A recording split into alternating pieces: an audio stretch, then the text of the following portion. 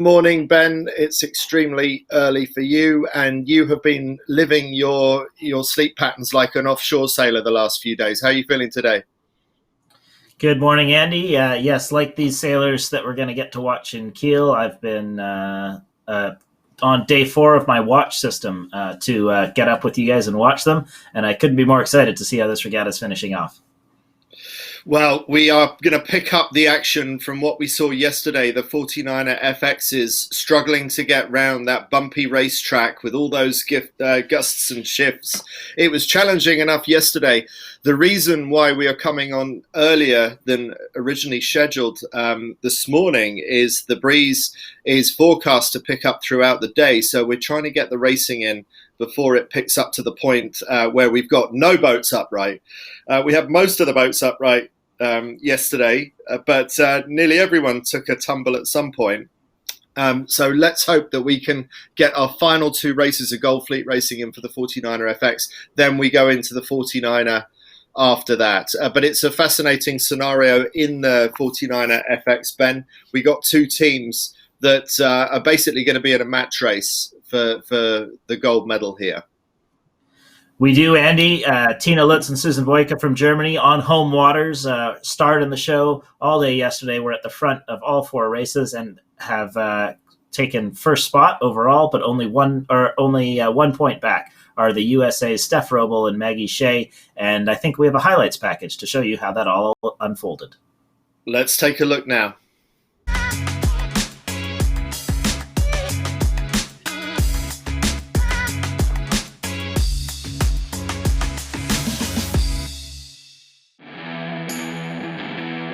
Day 8 of Kieler Woche 2020 brought more than 20 knots of wind along with waves that put a high premium on good boat handling.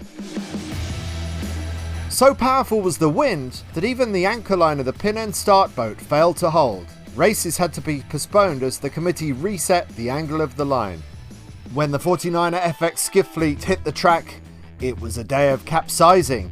Even the Spanish world champions laid their boat flat. The fierce Force 5 conditions gusted in on a critical day for the fleet, especially for the German teams still battling for Olympic qualification. In the first 2 races, the Americans Roble and Shea and the British Dobson Tidy dominated. While the British faded in the later races, the Americans continued to display incredible boat speed and boat handling throughout all 4 races.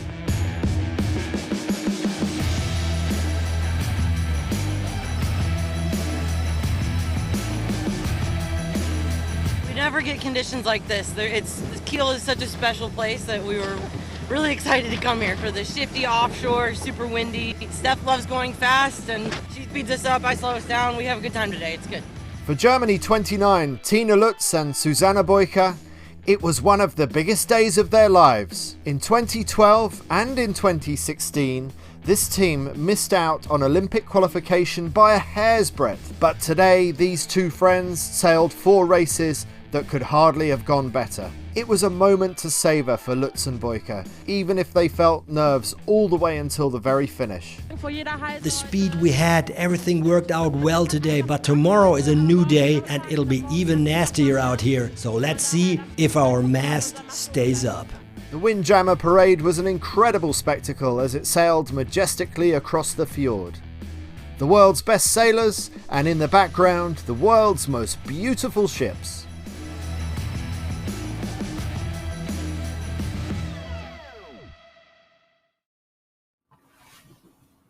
Okay, so quite a day yesterday and so much traffic out on the race course. I don't think it affected the racing yesterday, fortunately, but those cheeky little 29ers were sneaking onto the race course at times. Let's have a look at the leaderboard. Let's get a sense of where things stand at the moment and who is still in with a chance of being able to win the gold medal in the 49er FX. And as you can see there are 2 teams that are running away with it at the moment. It's the Germans leading by a single point ahead of the Americans, Roble and Shea. And after a good start to yesterday, Dobson and Tidy from Great Britain, second in the World Championships earlier this year, really fell away towards the end. So their chances of getting the gold medal look slim now, but they are locked into a battle for the bronze with the Danes Nielsen and Olsen, the double world champions from the Netherlands, Beckering and Dutz, the reigning world champions Echegoyen and Barthelo from Spain. So there's plenty for us to watch. But in terms of a match race, Ben, match racing skills, you'd have to give it to Steph Roble, because that's who she was in a previous life before she took up 49er FX racing. Absolutely. Steph Roble came out of the match racing world, and as few have. I mean, to be honest, it's not a typical route to get into Olympic fleet racing, but both her and Spain's Tamara Chagoyan are of match racing pedigree initially, and both at the top levels. Now, if this had been just a single medal race, we might see those skills really come into the fore. But with 2 races to go today, each with 26 boats in them, there's still a lot of points on the scoreboard all around, and any of these top 10 teams might still hold a chance. Well, maybe top 10 is a bit of an exaggeration, but any of the top 6 teams will still have overall leader winning aspirations, and I don't think any of the teams will be able to focus in on just one boat yet. Especially not in these conditions either. I bring up the match racing thing, but I think it's going to be almost irrelevant in these conditions. When it's this strong, it's pretty much every woman for themselves on a 49er FX. It's very, very hard just controlling your own boat, let alone trying to think about controlling anybody else's boat. But I do think that it's going to be a matter of who wants it the most, and also who holds their nerve. And in the case of Lutz and Boyka, yesterday was such a release of emotion. It's finally, after 3 Olympic cycles, they finally managed to qualify to go to the Olympic Games for Germany. So that's the best part of a decade's worth of work, probably more. Finally rewarded with a ticket to go to Tokyo next year. Now, after that high of yesterday and no doubt a bit of celebration among friends and family last night, will they be able to lift themselves again to be able to win Kieler Woche on home waters? Well, that is quite an incentive in itself. So you would say that they would still be up for it. But equally, the Americans, who we see there in picture, USA 3, they are really going to want this, because they have been working so hard for this and making such great progress throughout the year as well. It seems like their time in Miami has been really well spent. No, that's a really good point, Andy. I mean, for Tina Lutz and Susan Boyka, they're a really passionate crew, and a life's set of goals were realized yesterday. And they've already won this regatta in their minds.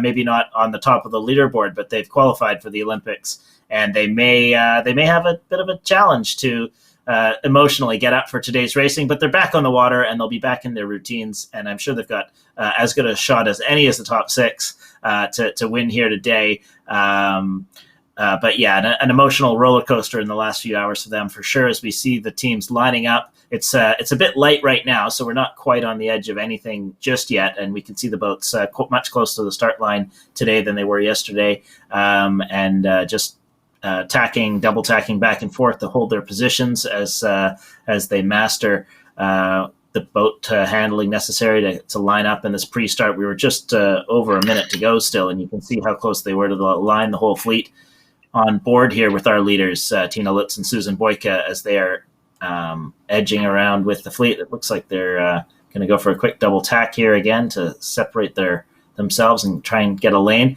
And we've got many of the contenders all lined up together, which is nice to see. Netherlands 8 is Annemiek Beckering and Annette Deutsch closest to the pin. So the world champions from 2018. They are, these teams are really close line. We see Charlotte Dobson and Saskia Tidy, GBR2, poking forward. It's a U flag start, so anyone that's over within this minute is going to be... and surely over Lutz and Boyka. Lutz and Boyka must be over early here. This is going to be a recall. It certainly looks like a recall to our eye. Yeah. Yeah, I mean... And they're off. I wonder if that timing wasn't aligned, giving each other a high five. Yeah, I'm not sure what you high-five yourself about there. I mean, they were over early. So do we see a recall flag there? I do see a general recall flag off the bow. It's much smaller than some of the other flags, but it's a general recall. So they were the whole fleet seemed to know that it was a general coming because they were not the only boats over, but a lot of boats over there. If in a black flag start, that would have been trouble for sure. Now, Ben, are you getting the tracking showing up on sapsailing.com? I'll just take another look, Andy. I hadn't seen it a moment ago, but let's see if things are shaping up on the website. Maybe no one told the tracking office that we were starting early today. I'm not sure. I don't see it myself. How about you? No, I don't. I feel naked without my statistics on sapsailing.com. But tune in there yourself and see if you can find it, because it's a great supplement to watching the live racing, to see the different speeds and all the extra data that you can pull off SAP Sailing. So I'm hoping that someone's going to get SAP Sailing out of bed and put up some tracking for us there. But in the meantime, Ben, we're actually going to have to. I'm receiving a message that the tracking link is buried. I wonder if it's buried, able to be pulled out of the earth, or if it's buried forever. Very competitive start there, and most of the front runners at the pin end, and pretty much the Americans and the Germans fighting for the gold medal right next to each other. And you see that there in the recall, and there we see 3 seconds to go how many boats were over. So it pretty much was the whole fleet. And actually, Dobson and Tidy. All six of the teams that are really have a mathematical shot of winning this were all together at the pin end of the line here. And as far as I can tell, they all went over the line early. So, it was great from a competitive standpoint to see how many of them were at one end. We would have got a great battle towards that race. But by the same token, I'm not sure why they all pulled the trigger together so early when I suppose they wouldn't have all known it was going to be a general. But in sync with each other they were. And let's hope we get some tight action like that all the way through the day. We're obviously going straight back in. Here's a replay of that start, and we can see Germany 29 over the line there by my eye. Maybe the Americans and the Dutch actually had held back, so good for them to have known where the course was. So, don't think everyone was over, but certainly a large number of the teams were over the line, well before zero. Oh, you can see them saying, "Oh, yes, general recall." They're congratulating themselves that it was a general. Obviously, a bit of a stressful moment. I can imagine. So a bit of a get out of jail there for a number of teams. Well, actually, most of the fleet in the end. But I did notice that Charlotte Dobson and Saskia Tidy were one of the few that actually managed to hold back in the end. So they might have been okay. And that port tack start underneath the fleet should well work as well. Yeah. Well, we've got about 3.5 minutes till the new start, and it's a black flag now, so they won't get another shot like they just had, and no doubt they'll behave themselves. We can see all the teams that are going over towards the committee boat and trying to pick up a transit, so we can see Argentina just right beside the boat, and I think that's Norway as well. Right beside the boat. So teams picking up transit here, and then they'll go off and decide where to start again. We see the Dutch setting up, heading towards the boat, the pin end again, and there's the Americans doing a final tune-up run, make sure they're happy with their settings. Teams aren't allowed to adjust their settings in terms of their shrouds during the race, so often you'll find teams do a final tune-up run very within the start sequence just to make sure they're exactly happy with how they've got their overall power set up with their shrouds. So that's and as long as they get back behind the line before a minute to go, there's no problem there. So in variable breeze, where you've got too much power at one moment and not enough power the next, how do you set up your rig for those kind of conditions? Well, they have the ability to power and depower their rig probably so it's right in the sweet spot for maybe a 5-knot range of wind speed. So they're just trying to make sure they're you can edge towards with the current wind speed that you feel. Do you think it's getting windier? You might edge to a slightly windier setting and then easier cutting hem and bang a little more, or you might decide for a little lighter setting to have a little more power. So you can just make fine-tune adjustments like that ahead of the start. But once you're racing, then you're stuck with what you've got. So typically in a 30-minute race, you're not going to get the wind to change so much more that you're out of your preferred range. But it can be a bit hairy. And on a day where the forecast is to get windier, maybe that's why Steph and Maggie are just trying to really make sure they've got enough power to get off the start line and enough power to handle whatever might come down the during the race. So Steph Roble and Maggie Shea, who did that tune-up run, they're now sitting more or less in the middle of the pack next to Echegoyen and Barthelo, the team from Spain that won the World Championship earlier this year. And we see Beckering and Dutz, they were really pushing for that pin end off the previous start. What are the Dutch going to be doing? We see them sailing away on port tack underneath the fleet this time. So what are they thinking? Oh no, they're going back for somewhere near the pin. So it's the Polish who are closest to the pin. I think they're betting the Polish are going to be too close to the pin and bail out, and that they'll inherit that closest to the pin spot. They seem pretty keen to come off the pin end of the line. So let's see. The Polish now doing a double tack. We saw the Polish feature quite a bit yesterday. So clearly they're a team that's up to speed in these conditions. One of the newer teams on the fleet, actually. Melzaka and Lobato, they've put in time for the whole cycle, but are still improving. We haven't seen them feature at the front very much, but the Polish squad as a whole, especially the 49er sailors, are very good, and maybe they're ready to contend here in the new Olympic year. So, but five seconds, 3 seconds to go, very close to the line. It might be a few over again.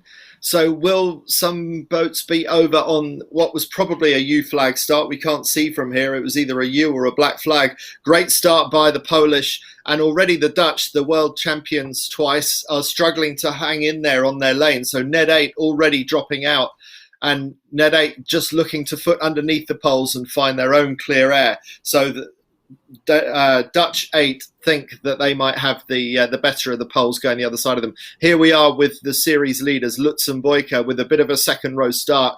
Expect to see them tack out fairly early to look for some clear air, but at the moment they're going to struggle to find a clean lane across on port. So not a great start by Lutz and Boyka right now. And there you can see I saw like you, Andy, that German boat. I saw that German boat poke through at the start line. That wasn't Lutz and Boyka. That was Germany 131, who I'm not able to pull up their names just quickly enough here. But it looked to me like they were over early, which won't be helping the teams who were trying to get going on the boat end of the line. But here on the pin end of the line, the Polish did manage to get going and hold their lane. And as you saw, Beckering and Deutsch ducked below them to make it out into some clear air, but heavily committing to that left side, which in an offshore breeze means they won't get the best of the shifts, but they might still get it right. We can see heading off to the right side of the course are Dobson and Tidy midline, and then far side was Jersock and Lorenz. But it does look like the left side is the side that's doing the best so far. Nason Runningen from Norway are also here having a good race. So we're looking at Roble and Shea from America, and Steph Roble on the right, looking around, looking where the best breeze is coming from. This boat very quick in the breezy stuff yesterday, particularly on the downwind legs with the Jenica, and great fitness. That they put in a lot of effort into their fitness in the last year as well, training alone in Miami. USA. We can see there's actually some boat. Yes, they were falling into the boat below them, and we could see them just get into the wake of the boat of Marie Runningham and Helen and Ness.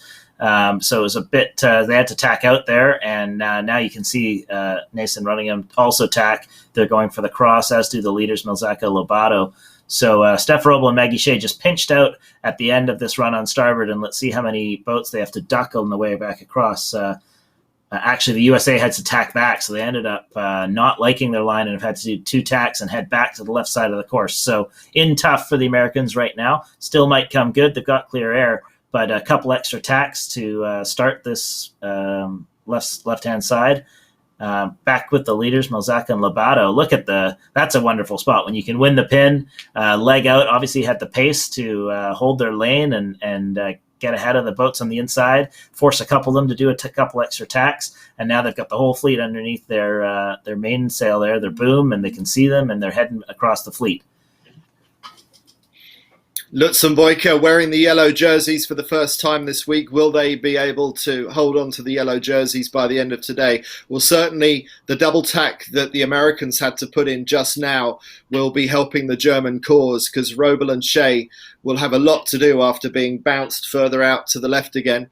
There are boats ahead of Lutz and Boyka, as we saw the French Bossard and Compain sail past the Germans, but this is going to be a very tight race, I think, Ben. Lutz and Boyka are mid-fleet here, so they've got a lot of work yet to do to do well here, and we've got a number of the teams who are in the fight for the overall lead, having a decent race, but most of them are mid-pack here, and there's a lot to do in the final few meters up to this windward mark, as we've got probably a third of the way to go, and this is going to shake a lot of stuff out here, as many of the teams are going to have a mid-pack rounding of the windward mark, I'd say. Just want to say thank you to everyone who's got in touch to show me where the SAP sailing link was. I haven't had time to actually find it. They just kindly sent me a link, and I've clicked on that and it works. So it is out there. It's really good fun to watch the live coverage alongside the SAP sailing tracking, and it is running. It is up and running. They were out of bed on time. They're still in their pajamas, but so are you, aren't you, Ben? Certainly. But I think the right sides come in a little bit here, Andy. So just taking a look at the virtual, we've got a couple of teams on the right side, Offerman and Reuter from the Netherlands, so we saw many of the leaders head off to the left side of the course, and perhaps, Milzaka and Lobato from Poland were leading the race and are now, maybe fifth or sixth place. So the far side of the course coming in, we did see Dobson and Tidy heading that way, but I don't see them in the virtual just yet. I'll just try and keep track of all six teams here who have a shot at the overall victory, and none of them are painting themselves in glory. We can see Echegoyen and Bartholo a little bit farther behind. I know Shea and Robel are about mid-pack. You can see them heading towards the right side now. Lutz and Boyka, I don't know if they're letting that was the Spanish. I don't know if they let them through there, or if the Spanish infringed them on. Looks like they were letting them through. So they're taking a lot of sterns, these German leaders right now, and in tough. Yes, they do. So and yeah, I wonder if they've got it even maybe tougher than Robel and Shea. Robel and Shea have managed to get themselves back to the middle of the course, and even on the right hand side of the course. So. Still not quite in the front row. We're seeing some unusual names occupying the top spots. Germani and Bertuzzi, the Italian team that have really come on strong this week.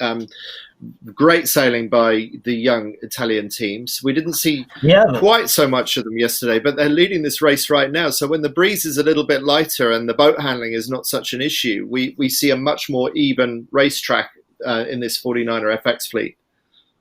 Yeah, Germani and Bertuzzi were third after qualifying, and this is the first time we've ever seen them feature at the top groupings of 49er FX sailing. And now, as you say, it's not on the extreme edge of things, and they're back in the front of this race. So clearly a team to watch here, developing in the 49er FX, and they're coming straight at us in the overhead shot. Pretty far stretched out here. It's still powered up racing. We saw Dobson and Tidy, GBR2, going behind them. But this is the leader on the water, Nason running him. It's all very close, only a couple boat lengths in it. And, teams on different tacks, obviously. So still going to have the shifts and puffs play in here at the top. We have seen a lot of action at the top of the race course all week. And no doubt we'll see more here. That's Nielsen and Bad Olsen, center of picture. They're one of our teams in the top group, but they'll have to probably sail well past the ley line to get clear air into the top mark.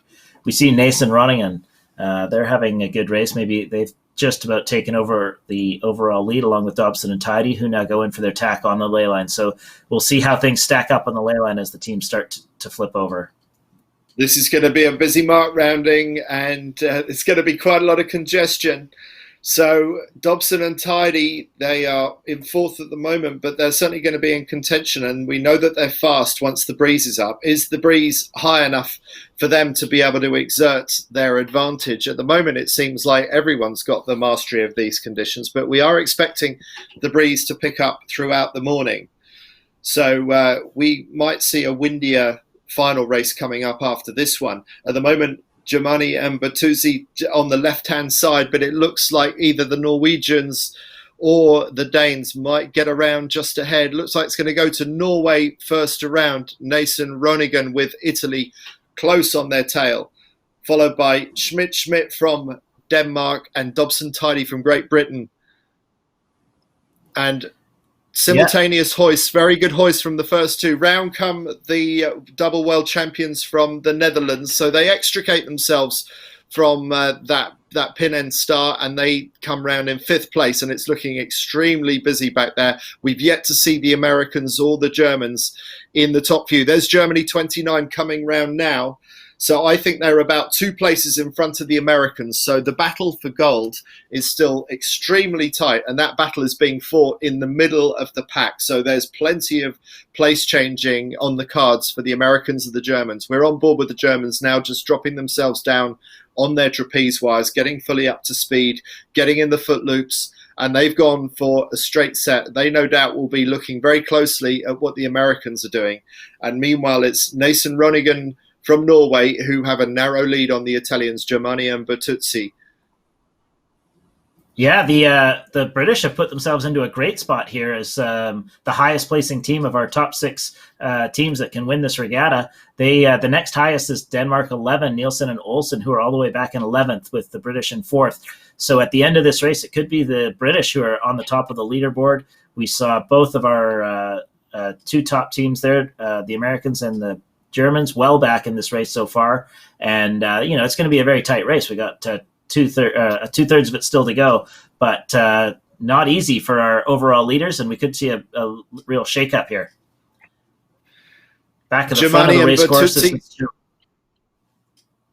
is Germani and Bertuzzi from Italy, and now going into their jibe are those young Italians. How does that work out for them? Yeah, it's just a little bit lighter today, and that just makes all the difference. So the boat speeds are running at about 16 or 17 knots downwind. Yesterday, they were touching 20 knots in quite a bit more breeze. So the boats don't go that much faster when the breeze is stronger, but just everything was a little bit more hectic yesterday. Today is going to be more tactical, less about survival.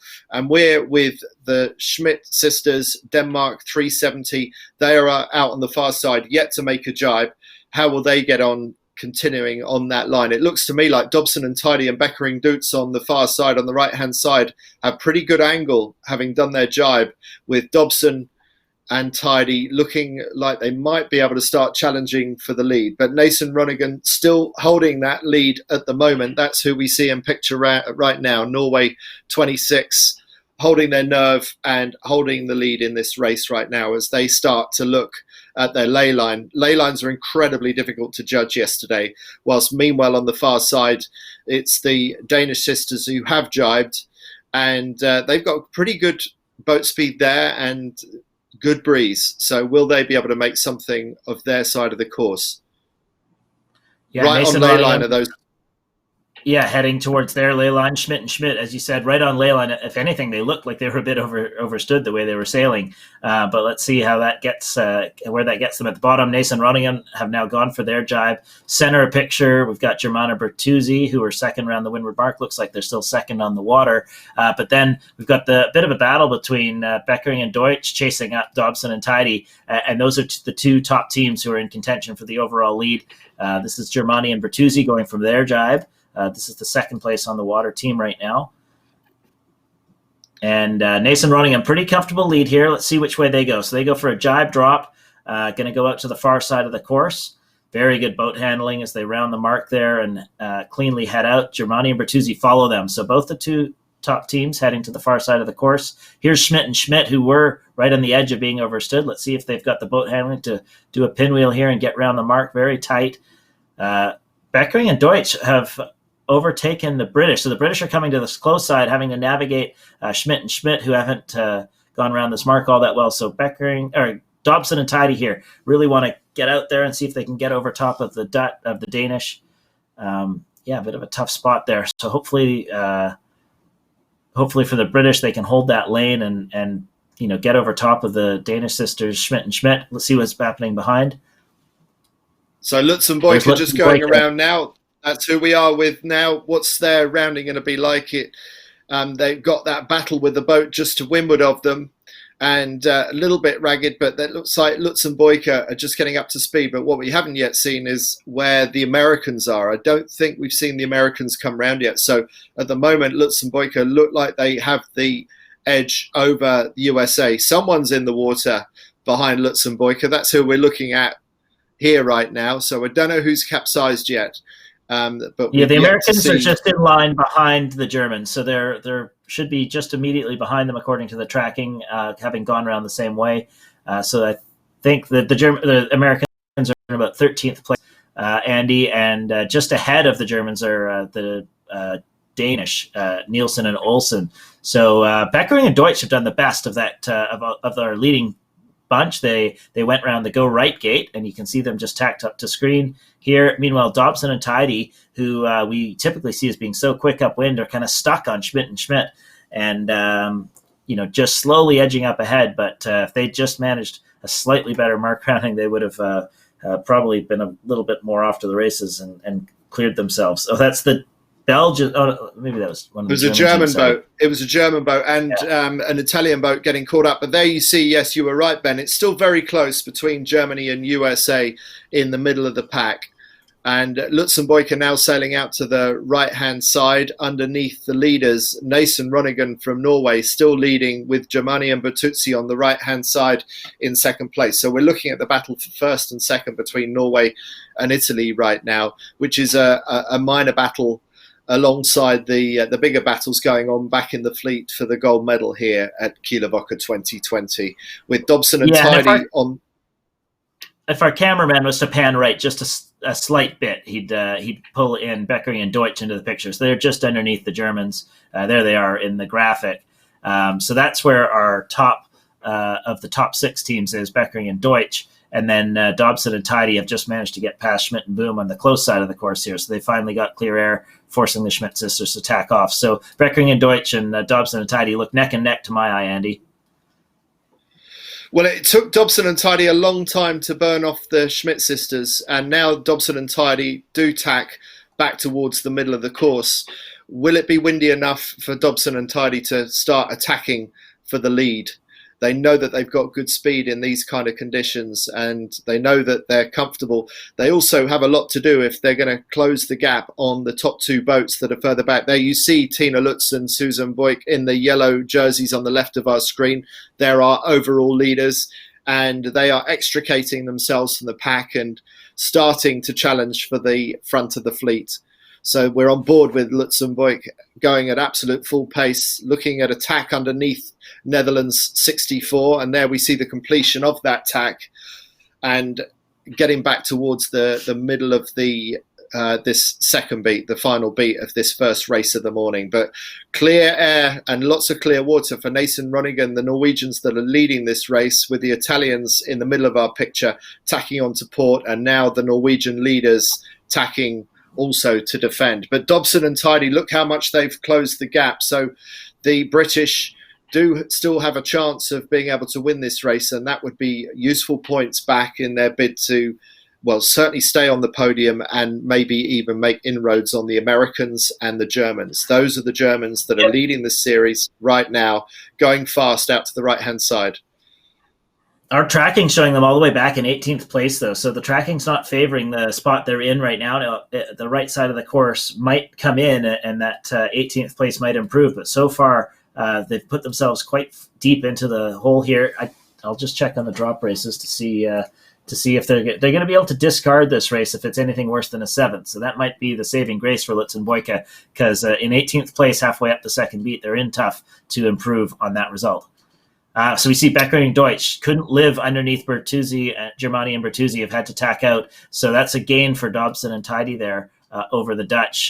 Dutch got sandwiched a little bit behind Nason Runningham, and Germani Bertuzzi weren't able to hold the lane and had to tack.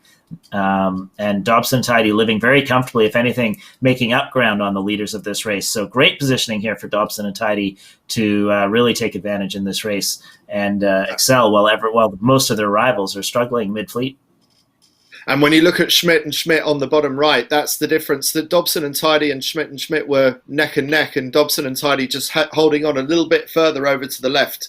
They seem to have got something a little bit better. So as you said, Ben, Germany 29, who we can see behind the Swedes in that picture, the right-hand side really hasn't gone very well this time for anyone that sailed up the shore side of this course. It's those that have gone left that seem to have profited. And strangely, that was the pattern yesterday that we quite often saw. We quite often saw the second beat of these races come good for people. That was how the Norwegians got themselves into the lead, or got themselves up there in one of the races yesterday by going left. That surely has got to be coincidence, but it just tells you that there are always opportunities both sides of this course depending on how the breeze is pulsing. Yeah, just they've got the upwind speeds there and pretty similar speeds between the boats on the right and the boats on the left. So we'll see how Becker and Deutsch are headed right now. They're all the way on the port ley line and getting a header, which is never the best. Back on board with Lutz and Boyka. As you can see, they're many meters behind the boats around them on that side of the course. So, and taking another duck on that's Offerman from the Netherlands. So not the best race so far for these German leaders. And like I said, they'll probably be able to discard this one, but that'll put an awful lot of pressure on for the last race of the series. Well, that's what we want to see, isn't it? So Dobson and Tidy up in the top three, maybe even in second place now. It looks like they might even have got past the Italians. So a second place for Dobson and Tidy, maybe that would put them close enough to be able to attack for the gold medal going into the final race. And that is the tack. Good tack there for Nace and Runningen, who have to do 2 tacks to get up on ley line. That'll make things even closer with the British coming in. So it's neck and neck between the top 3 teams here. And no doubt we'll see at least one of the 3 jibe set as well. So that should, oh gosh, I wonder if Nace and Runningen haven't made it. They weren't close enough, so now they're going to have to tack and go outside. Ouch. Tough positioning for them, so they didn't quite get that right. And Dobson and Tidy, great sailing from them, and they inherit the lead on this beat. Couldn't have chosen a better time. Germani Bertuzzi round in second, Nason running around in third, and Dobson and Tidy here. They probably don't have to do too much. They can just get that Jennikern and go on a straight set, and hopefully for them the Italians follow. And big turn of events there as Dobson and Tidy are excelling when they needed to here. The Norwegians will be kicking themselves. They really didn't need to do that. They made it so much harder for themselves than they needed to. But you've got to feel for Nason Runningen giving away the lead like that. Beckering and Duits, the double world champions from the Netherlands, just about to come round ahead of Schmidt. Now remember, the Schmidt sisters were neck and neck with Dobson and Tidy, and now that's the gap. It's an enormous gap between the Danish sisters and our new race leaders, Dobson and Tidy, with a 26-metre lead over the chasing Italians, whilst the previous race leaders, Nason Runningen, jibe off onto port. But it looks like a jibe of desperation right now. It doesn't look like it's a particularly good angle for the Norwegians making that jibe away. No, it doesn't. And just to keep track of who's in the top group, we see Robel and Shea also still approaching the windward mark there. They're back in 17th or so spot, so they'll also be dropping this race. They've got a 10th to pick up as their worst previous race. So none of the, or both the 2 leaders who we thought might be in a match race if it was a medal race, falling back into the pack. Advantage to the British, Dobson and Tidy, as well as having a good race there. And I think 4th place or 5th place is Beckering and Deutsch. And then you can see Denmark 11. Actually, you don't see them highlighted there, but they're in. That's Nielsen and Olsen are in 7th. So those are the 3 teams having a good race so far. Ekchegoyen and Bartholo are back in 10th, so okay for them, but not going to be enough to move them ahead. That's Dobson and Tidy there. It's stretching out their lead. They've certainly done just fine on the on Germani Bertuzzi, who's the Italians here. Although Germani Bertuzzi still in tight. Dyson Runningen making gains on the far side. So that dive did look a bit to me like desperation, but perhaps they're certainly going faster right now than Dobson and Tidy, not at least faster, and taking the virtual lead back. Absolutely. So, yes, we did them a favour. The commentators' curse did the opposite for the Norwegians this time round, and it looks like they might be challenging for the lead again. Looking at their boat speed going down, it looks like Nason Runningen have just jibed. So we'll see on the cross how it goes. It looks like Dobson and Tidy are extending again, but Nathan Runigan might be in for being able to overtake the Italians for second. We see Nathan Runigan, the blue Jenica on the left of picture. Looks like the British with the purple Jenica are still fairly safe for the lead, but the breeze is up now. Neither team is on the ley line either, so they've each going to have at least one more jibe to do to get through the finish line. So we're going to have a bit of action yet to go in this race, but Dobson and Tidy have got a couple boat length advantage, 10 boat length advantage as the cross happens. Let's see if Nathan Ronigan have picked up the Italians or not, and what they're going to do looks to me like they might go around them behind and go to the outside. So I think they just heated up to get behind the Italians, and they're going to do one more jibe and into the pin, leaving Dobson and Tidy here one more jibe to go through the finish line that should be coming up very shortly. Certainly looking comfortable right now, right before they do their jibe.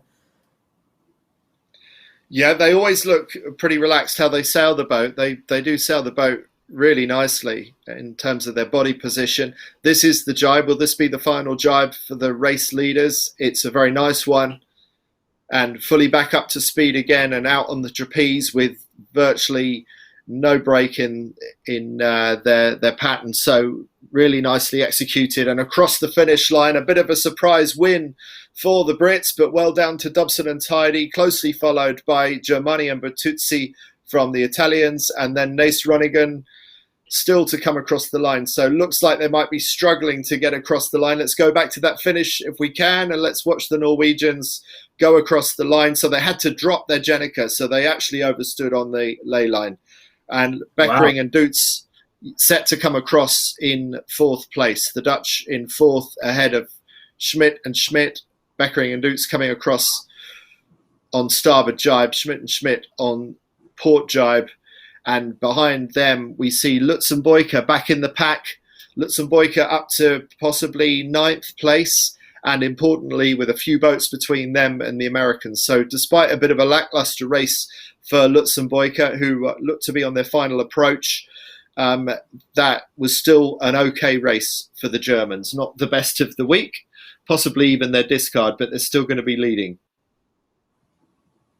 Yeah, Lutz and Boyka here, big improvement at the top of that last beat. So we saw them virtually at 18th place at one point on the beat, and they've made it back into the top 10, ninth by my count if they can hold this spot. So nice recovery there. Their drop is still a seventh, so they'll still drop this race, but have a bit of a backstop in case the next race doesn't go so well. And we see them get through the line there. Good recovery, like I said, up from 18th to 9th in the end of that beat. And you can see Susan, the crew there, give herself a little shake, and happy to get through that. The leaderboard will be very tight now at the end of this race, so that'll be shape up for a really exciting last race of our series. And we see Roblin Shea coming through here. They've got a couple boats to try and get here. Maybe it doesn't matter if the drops a 10th, but looks like they got them actually. So good dip of the line, maybe a 14th for them. And Yurtzok and Lawrence, we said yesterday that maybe this will be their last regatta. They went to the Olympic Games in 2016 representing Germany, but they've been beaten by Lutz and Boyka, who have sailed an absolutely amazing series at the Kieler Woche 2020 this year. And Yurtzok and Lawrence, unfortunately for them, have just not shown their best this week. So I don't think they can have any complaints about missing out on the Rio 2016 berth, but that doesn't mean it won't be painful. Yeah, the Yurtzok and Lawrence, good for them for showing up today. I mean, I predicted their retirement, but that's of course up to them to do what they want. So maybe they will retire, maybe they won't. But we could be seeing their last race as the next race, and hopefully for them they have a good one as we see the last few boats filter through here.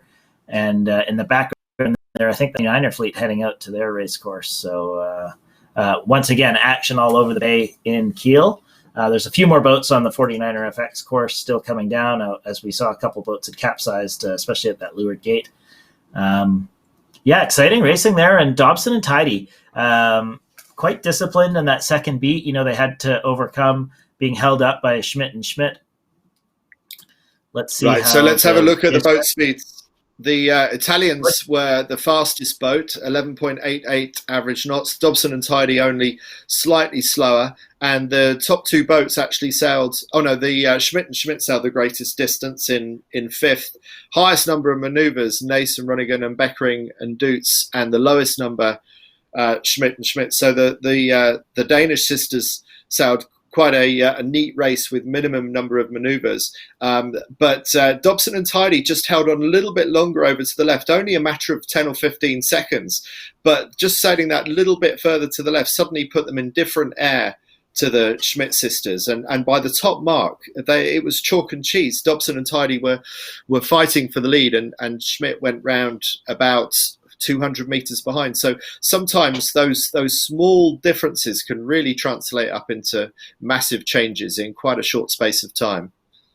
Well, I mean, Nathan running in there did 17 maneuvers in that race, and I think we saw almost all of them in the last little bit there. We saw them do 4 tacks right before the windward mark, and then we saw them do a couple extra jibes as well. So really tough. I think our interview team is actually trying to chat with Nathan Runningham. So looks like they're going to speak German with them, though. So well, let's just wait. Let's just see. Our second upwind wasn't the best. I think we tried to control the fleet too much. We should have just gone more with the ships maybe and not worried too much about the boats behind us. So we kind of lost a bit being covering too much maybe. So it was too much tactic and not really looking for the wind and for what you should have done? Yeah, I think so. It's changing so much out there, so you kind of need to be the first one to make decisions, and we were kind of just following the others. So I think we lost a few meters by doing that. Who decided? Did you? I think we agree normally. Yeah. So it's not really, we're not blaming each other. You can race pretty easily because you're qualified for Olympia, for the Olympic Games in Tokyo next year. Yeah. But it's not sure that they're going to take place. So how is that for you? That whole hassle in the head, you know? Are we going to go? Are we not going to go? How do you handle that? I think for us it's going to happen. Otherwise you lose motivation and it's a big setback if you don't think it's going to happen. So we just assume it's going to happen, and I'm pretty sure it will. So. Yeah. Confidence, yeah. Tell us, okay, we're going to hurry up. Yeah. Tell us just something about the conditions today and about Kiel. Do you like this, or is it you say, oh, that's a hassle? We usually hassle, yeah. Kiel is not our favorite, to be honest. We're doing way better than normal, so we're pretty happy. This year is a lot better but we've never done good in Kiel, so we're trying to change that now. Yeah. Thank you so much. Good luck. See you in Tokyo. Thanks. Oh, well, that was possibly a little bit more honesty than we needed to hear. They don't like Kiel Week. Well, hopefully they're enjoying it a little bit more this week. Well, they say they don't like it. I think that might be because they said they haven't done well in the past. But it's amazing what a couple of good races can do to change your opinion about a place. We see Nathan Runningham using that third place all the way down the leaderboard to move up to ninth. But really, the action is at the top of this leaderboard with Lutz and Boyka still in the lead, followed by Robel and Shea, both of them dropping the races that we just had. And Dobson and Tidy taking that win to pull into third place, separating themselves from that chasing group of 4 boats that were all chasing the third place here. But only 9 points separate the top 3 in the medal placings. So this overall regatta still up for grabs. Robel and Shea will be kicking themselves for not executing in that race and looking to bounce back. And we should see an exciting final race here, Andy. Yeah, it's really set up quite nicely. So will Lutz Boyka be able to hold on to it? That race wasn't their best and they discard it. But if you can discard a ninth, it's just a measure of just what a great regatta you've sailed this week. Next race is starting in about 10 minutes. We're going to take a quick break and we will be back to you when we get into the start sequence of what will be the final 49er FX race. We'll be back to you soon.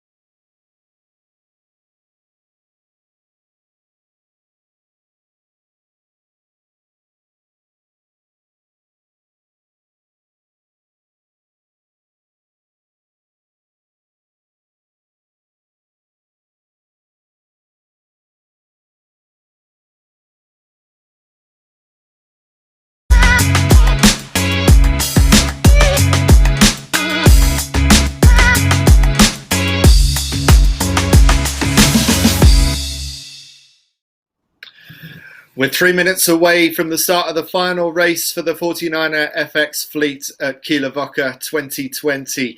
Now will Lutz and Boyka from Germany be able to hold on to their lead ahead of the Americans, Robel and Shea? Dobson and Tidy from Great Britain might have something to say about that. They're lying in third, but they've closed the gap after winning the first race this morning. Ben Ramoka, we hear that the breeze is due to pick up throughout the morning. Out of those top three, who do you think that's going to suit the most if we do see a raise in the breeze for this final race? Well, I don't think we're going to see as much as we saw yesterday. It looks like it's going to be everyone in control of all their boat handling, so probably doesn't matter all that much who is how high this wind gets. I think all the top teams have shown they can handle themselves in the big breeze. We've got, I think it's down to a match race here for the gold. I think with a ninth, the Lutz and Boyka can't be passed by Dobson and Tidy as they're 9 points back right now. So even if Dobson and Tidy win, I think they're still behind Lutz and Boyka in the overall. So Lutz and Boyka only have one boat to worry about, and that's the Americans of Robel and Shea. But it's only a 4-point gap between the two boats here, so easily that can be overcome by Robel and Shea for the win. Robel and Shea obviously have a bit more defending to do, having a worse drop race and being farther back in the points. So Robel and Shea have a complicated race for them. If they know the scores, which I'm sure they do, I would assume that they'll be aiming to somehow try and maneuver this into an overall win. I think they'd use this as practice for an Olympic scenario with all these Olympians on the water here and see if they can somehow pull out a gold from this regatta. So I expect a busy race from Robel and Shea, and let's see if I'm right here. We're very close to the start. We're about 1 minute away from the start. And there we see the U flag going down. So this is a start that no one can afford to break early unless everyone does. And we have a recall like we did in the race earlier this morning. Ned 69, the Dutch team looking a little bit close to the line already with 45 seconds to go. The battle begins for the pin end. And the Poles that did so well off the pin end, they are battling with Denmark 11. Germany 29, just right of our picture, just going out of our picture. They're quite far back. And so they're being quite conservative in their lineup to the start. And at the far end, by the committee boat, you see the Netherlands 8. They were all the way at the other end of the line near us, near the pin end for the previous start. So with 10 seconds to go, we're getting close to the line. Netherlands 69 looks a little bit close to the line 5. Netherlands 69 looking very dangerous for being over. Lutz and Boyka going to have to port tack the fleet or go underneath the fleet. We see Dobson and Tidy deep in the second row here. Good start from Nielsen and Olsen, Denmark 11. They're in fifth place overall heading into this race. So good race, good start from them to get off the pin. Robel and Shea are at the boat end of the line. They do have a lane, and they've got off the line nicely. So Robel and Shea are starting out pretty well with the Dutch, Beckering and Deutsch on their hip at the far end of the line. They're both still on starboard, heading towards us. We can't make out their flags just yet.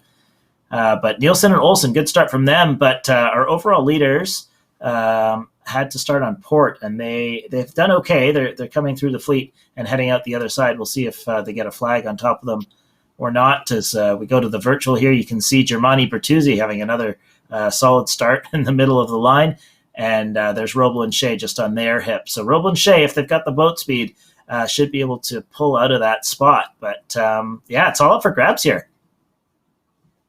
Yeah, so compromise starts for Germany and Great Britain, but maybe not too bad ducking the fleet and going out to the right-hand side. Robel and Shea more dictating the start that they were looking for. We're looking at the Danes that got the best of the pin end start here, Nielsen and Olsen. And Nielsen and Olsen also sailed a pretty good regatta this week, but they will need to do something pretty special if they're going to get onto the podium. Yeah, so this if the virtual holds right now, Nielsen and Olsen will get up to third place overall. So they're fighting for the bronze here, and they're certainly one of the class boats of the fleet. So with the pin end start like that, heading out at full speed, let's see if they can convert that into a really good race here for them. And the Spanish, I see, had to do a penalty before the start on the right of our screen. So really awful start for the Spanish, the reigning world champions. And any hope that they might have had of improving on their score has suddenly got a lot harder coming off the line, way behind the rest of the fleet. So I don't know what went wrong for them, but they've fallen down to 7th overall after that first race of the day. So not the best day for them so far. But Bad Nielsen and Olsen here doing well. Germani Bertuzzi from Italy, very impressive sailing. They've not maybe quite up to speed in the very windiest conditions. Their boat handling could use a little bit of fine tuning, but everything underneath the extreme conditions, they've been right at the front of this fleet. Absolutely. And looking at the breeze, I think the Italians are coming into the best of the breeze next as well. So they were fighting for the lead in the previous race and finished second in the race earlier. And they could well be making inroads again in this race. Center of picture, we see Robel and Shea here. So they're having a tussle with Beckering and Deutsch, the Netherlands just on their hip. And on the overall leaderboard, we can see that Robel and Shea are tied with Lutz and Boyka right now on the virtual. So everything to play for, as we see Lutz and Boyka are currently sailing a drop race at 15th, if the virtual is accurate, and Robel and Shea up to 4th in this race. So if that holds, that'll be Robel and Shea for the win, actually, just pulling 1 point ahead as the overall virtual bounces back and forth. Nielsen and Olsen tacked, forced a bit by our camera boat as well. So I'm not sure if they wanted to go there, but they're going there nonetheless. And going across, I think they're going to have to take a few ducks, but a good start from them. And Germani and Bertuzzi, our virtual leaders, have tacked, and then inheriting the virtual leader, Travasco and Brands from Argentina on the far side of the course there. So the right side pulling pretty well. That bodes well for teams like Lutz and Boyka and Dobson and Tidy, who headed that way early. But Dobson and Tidy 21st on the virtual, so it's still very close. I could see their trail just on the far side there. So all the boats are very, very packed together on the virtual. Let's see how it all comes together as the two sides converge. I really like where Germani and Bertuzzi are sailing. They came off the middle to the right-hand end of the start line. They've dictated their own tactics, and sailing in the middle of this course, hedging your bets between the two sides, I think it's the way to go. But Lutz and Boyka sailing back towards the middle of the course after starting on port tack underneath the rest of the fleet. So a lot of fighting yet to do for these Germans if they are to stay ahead of the Americans, who had the better of the starts out of Germany and USA. Another tack for Lutz and Boyka, but very much in the second row of this fleet right now. Yeah, just in the background of that picture, when we saw them look over their shoulders, we could see the on-water leaders, Travasco and Brands, although it's now showing the left side of the course being in the overall lead, Bad Nielsen and Olsen, along with Bertuzzi Germani just off the gain line there. And there's Robel and Shea. Actually, the virtual... Oh, no, they're falling back again. So Robel and Shea are showing themselves in 10th place on the virtual as it bounces all around. They've got clear air, though, so they're in a good spot on the water. Let's see if... they can convert this in a higher place than 10th, because they're going to need fewer points than that to overtake for the overall victory. Well, the breeze is swinging one way and then the other, and it's still very, very close from side to side. There's no clear pattern emerging yet, but out of the middle, Germani and Bertuzzi claiming the lead again, and they haven't had to duck anybody yet. They've dictated their own terms all the way up this racetrack so far, the Italians, who are continuing to impress us with what they're doing, and looking like they could well end up finishing in the top 6 of this regatta against some teams. I mean, if they do that, they'll have beaten the reigning world champions, for example. Dobson and Tidy on the right-hand side, some way behind Robel and Shea. So Dobson and Tidy not doing themselves any favours after winning the previous race. No, Dobson and Tidy didn't work out for them. They started on port and I guess didn't get a lane and haven't managed to put any shifts together into anything useful this regatta or this race yet. So down in the 20s right now in poor race for them, and unfortunately they've had another poor race, so they're counting all those points. Robel and Shea really suffering for, it seems like, boat speed to be. They typically have been one of the faster teams, and they look like they've been in a decent spots, but they've been falling back all day today whenever we've seen them, and they're Robel and Shea just just not pulling through when they need to. This is Nielsen and Olsen. We saw them coming off the pin, and now they're flying in from the left side of the course. I think they're in the overall lead of this race right now, and that's a perfect time for them. They could snatch a bronze medal from a good race on the water here right now. And they look so stable. Full confidence. Yeah. They're just beautiful. Overstood and overpowered, if anything. Yeah, they've got a really nice balance. Right, full max power, trapping hard. Germani and Bertuzzi have tacked already on starboard, so they'll have a maneuver to do with Germani and Bertuzzi, but it looks to me like they're going to have enough room to tack and still be ahead. Yeah, so the left-hand side, the winners of the pin end of the start line have capitalized on that, and the Danes, provided they execute this final tack, which they've done, they will be leading Germani and Bertuzzi into this windward mark. Germani and Bertuzzi second in the previous race, now about to go round in this race in second place, with the French in third, and then two unusual German teams going round in fifth ahead of the Argentinians. There go Germani and Bertuzzi on the Big Bear away. The Danish already have their Black Jenica up and pulling, so the Danes will stretch away from the Italians. And the Polish, they've got a second row pin end start. They're still going around in the top few. So the left-hand side seem to have paid okay. The Spanish somehow have got themselves back up in there after the most atrocious of starts. And we saw Dobson and Tidy up there as well. So not a total disaster for Dobson and Tidy, I don't think. I think there's still...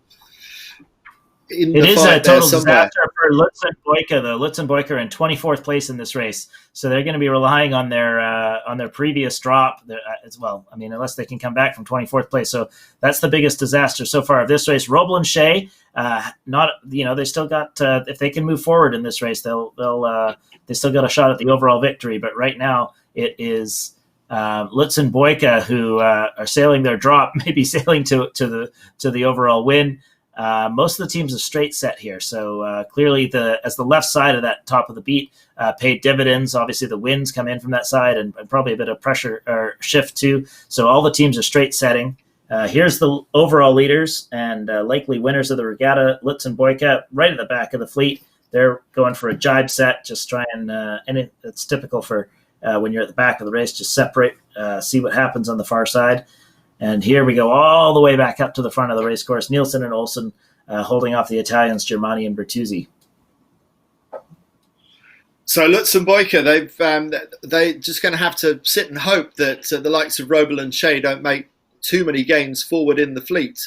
But at the moment, they don't have control of their own destiny. They are spectators in this race back in 24th place. So concerning times for the yellow jersey wearers, but they still do have a points buffer. This looks like it's going to be their discarded race.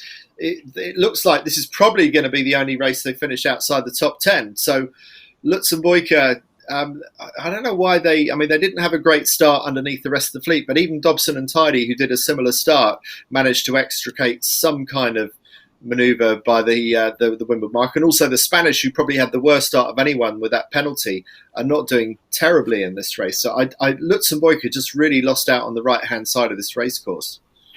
Yeah, the shift was to the left at the end of that beat, and Lutz and Boyka were in the far right, so that didn't help their case. They weren't doing wonderfully before that anyways, but with the shift coming in late to the left, it hurt them even more, and we saw Echegoyen and Bartholomew take advantage. They must have gone left after having such a bad start. But back at the front of the race course, it's Bad Nielsen and Olsen actually high of the ley line, whereas Germani and Bertuzzi are maybe in a slightly better spot towards the ley line, so they've got a bit of work to do the Danes to hold off these newcomers to the front of 49er FX sailing. Germani and Bertuzzi from Italy, for a team that hasn't featured all quad long. We've talked about them an awful lot this regatta so far, you and I, Andy. So I think that bodes well for the Italians, who still need to qualify for Tokyo 2020, but will have there's one European spot up for grabs later in early 2021, and the Italian squad looking to pick it up and might even be contenders. As we see Nielsen and Olsen do sail down over the top of the Italians, drop their kite, and they're heading into the leeward gate here. See if both boats go straight around the mark. It's pretty windy, so it doesn't surprise me that no one tried for a jibe drop there. as Germani and Matuzzi follow the leaders around. We do see jibes from third place. That's the French.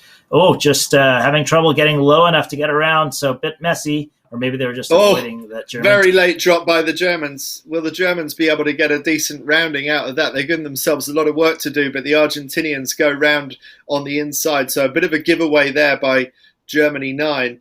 And the French extricate themselves from all that trouble that they had rounding up. But the Netherlands 8 looking to pounce on the French mistake. So Beckering and Dutz looking to get over the top of the French, whilst on the far side the leaders are going around. Someone has capsized. We'll try and find out who that is. I think that was the Germany 9. I think they're a young male duo, actually. So I think they just inherited the number 9 sail and are using it this regatta. So not a featuring team. Beckering and Deutsch, Netherlands 8, have gone around and tacked in a good spot. So they're trying to get ahead of Nielsen and Olsen, actually, for the bronze medal overall. So quite good sailing from them to move their way back up. They're almost neck and neck. They're 2 points back on the virtual of the bronze medal from Nielsen and Olsen. So Nielsen and Olsen needing to sail well at the front of this race, and Beckering and Deutsch trying to catch a couple boats to get the bronze medal themselves. Robel and Shea are up to 11th place. They need, I think, a 6th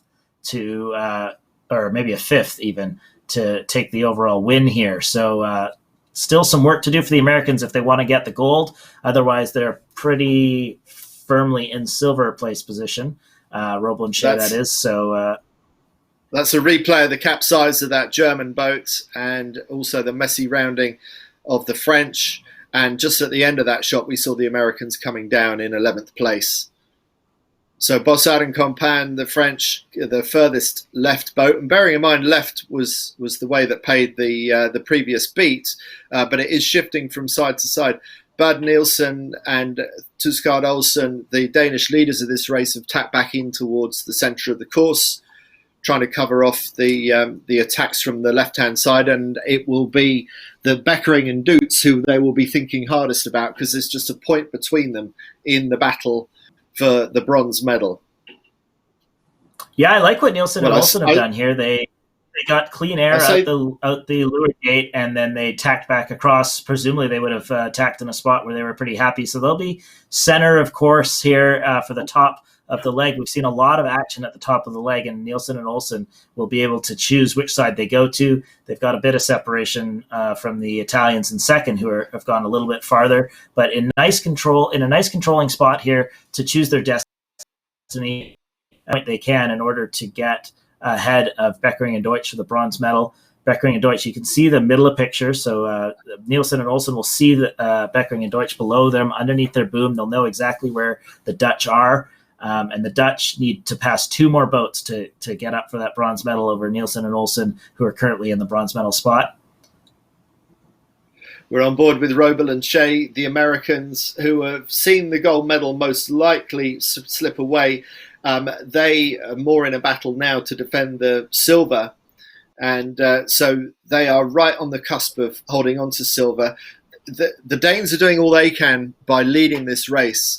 So the Danes are hoping that the Americans don't make ground through the fleet. But at the moment, the Americans look like they are fighting really hard and maybe making up a crucial couple of points that would put them ahead of the Danes. Whilst Beckering and Dutz, we can't discount the double world champions from the Netherlands either. They are also in the battle for bronze. Here's Lutz and Boyka wearing the yellow jerseys, but sitting well outside of the top 10 at the moment, in about 17th place right now. So that their race probably isn't going to have an impact on the outcome. The chances are they've already won this gold medal. Yeah, it'll take a very advantageous last half of this race for Robel and Shea to make up all the 6 or so places they need. Not out of possibility, but doesn't not the most likely outcome right now. So Lutz and Boyka possible to win this by sailing their two drops back to back, which is never how you dream of it. But nevertheless, they've already wrapped up that Olympic selection. So I suppose job number 1 done. Back in the front of the fleet, we see Bad Nielsen and Olsen right in the middle of the court, or they're coming up towards the port hand ley line here. So at some point soon, they'll have to tack. for their last tack of the beat. And let's see if they can get across of Germani and Bertuzzi. Every point for them matters a lot here as they try and get enough points to move up into the bronze medal position and possibly even the silver medal position if Robel and Shea continue to fall back, as they are currently down in 12th, 13th overall in this race. So that fight for the silver medal spot is actually up for grabs as Nielsen and Olsen continue to hold the lead of this race. I thought for a moment there the Italians might have a sniff of overtaking the lead. It looked like there was good breeze on the right-hand side, but the Danes have managed to get across the front of the Italians, and it's quite a big lead for the top two right now. So barring some kind of error from the Danes or the Italians, it's hard to see Beckering and Dutz being able to catch up the top three. We're back on board with Robel and Shea. And Robel and Shea really need to get the skates on. They're not making the inroads into the top 10 that they need to. And there is a risk that the Americans, after such a great day yesterday, might even fall off the podium altogether. So the Americans are clutching at straws now. And there is a risk for them that the Danes could have moved up into silver medal position with this race lead right now. And that Beckering and Dutz's third place in this race might be enough to lift them to the podium ahead of USA. So a lot for the Americans to do. The problem with where the USA is right now is they've already played their last card. They're already at the left side of the course, and there's a couple boats that are going to come across here and be able to tack on them, either by coincidence or on purpose, as we see them actually do another duck. So Robel and Shea are in a really tough spot here, and after we see them challenge for the victory all week, they might now fall off the podium. So really tough spot for them. They haven't seemed to have the pace today that we usually see them have, or certainly saw them yesterday, right at the top end of teams' boat speeds. They haven't been able to hold their lanes that well, and that's really costing them.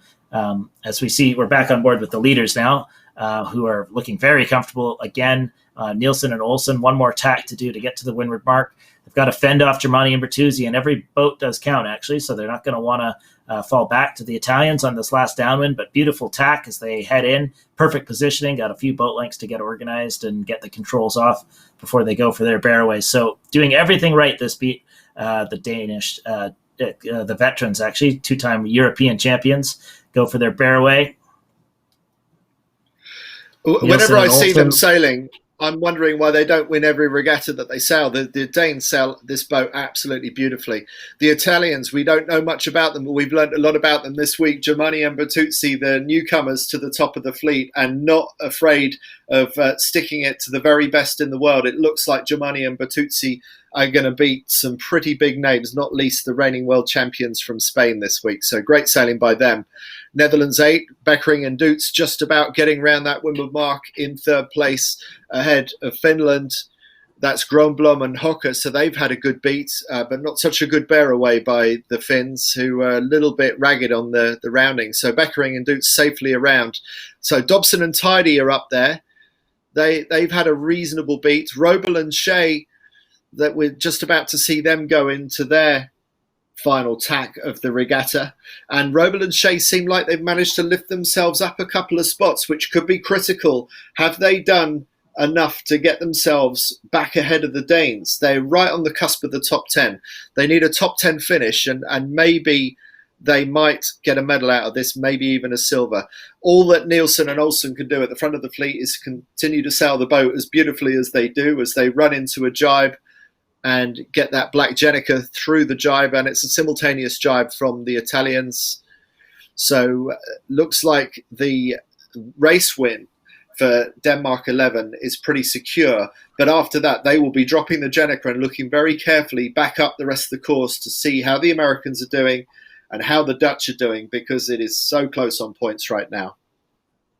Yeah, the virtual leaderboard is showing the Americans in 12th place in this race, which would be enough currently to hold on to the silver medal. But both Nielsen and Olsen and Beckering and Deutsch are showing 1 point behind the Americans right now for currently bronze and silver in the overall regatta. So every boat, every place on the water matters. Nielsen and Olsen doing everything they can right now. They can't improve anymore. So all they can do is hold off those behind them and then wait to see what happens with the two other boats, Beckering and Deutsch and Robel and Shea.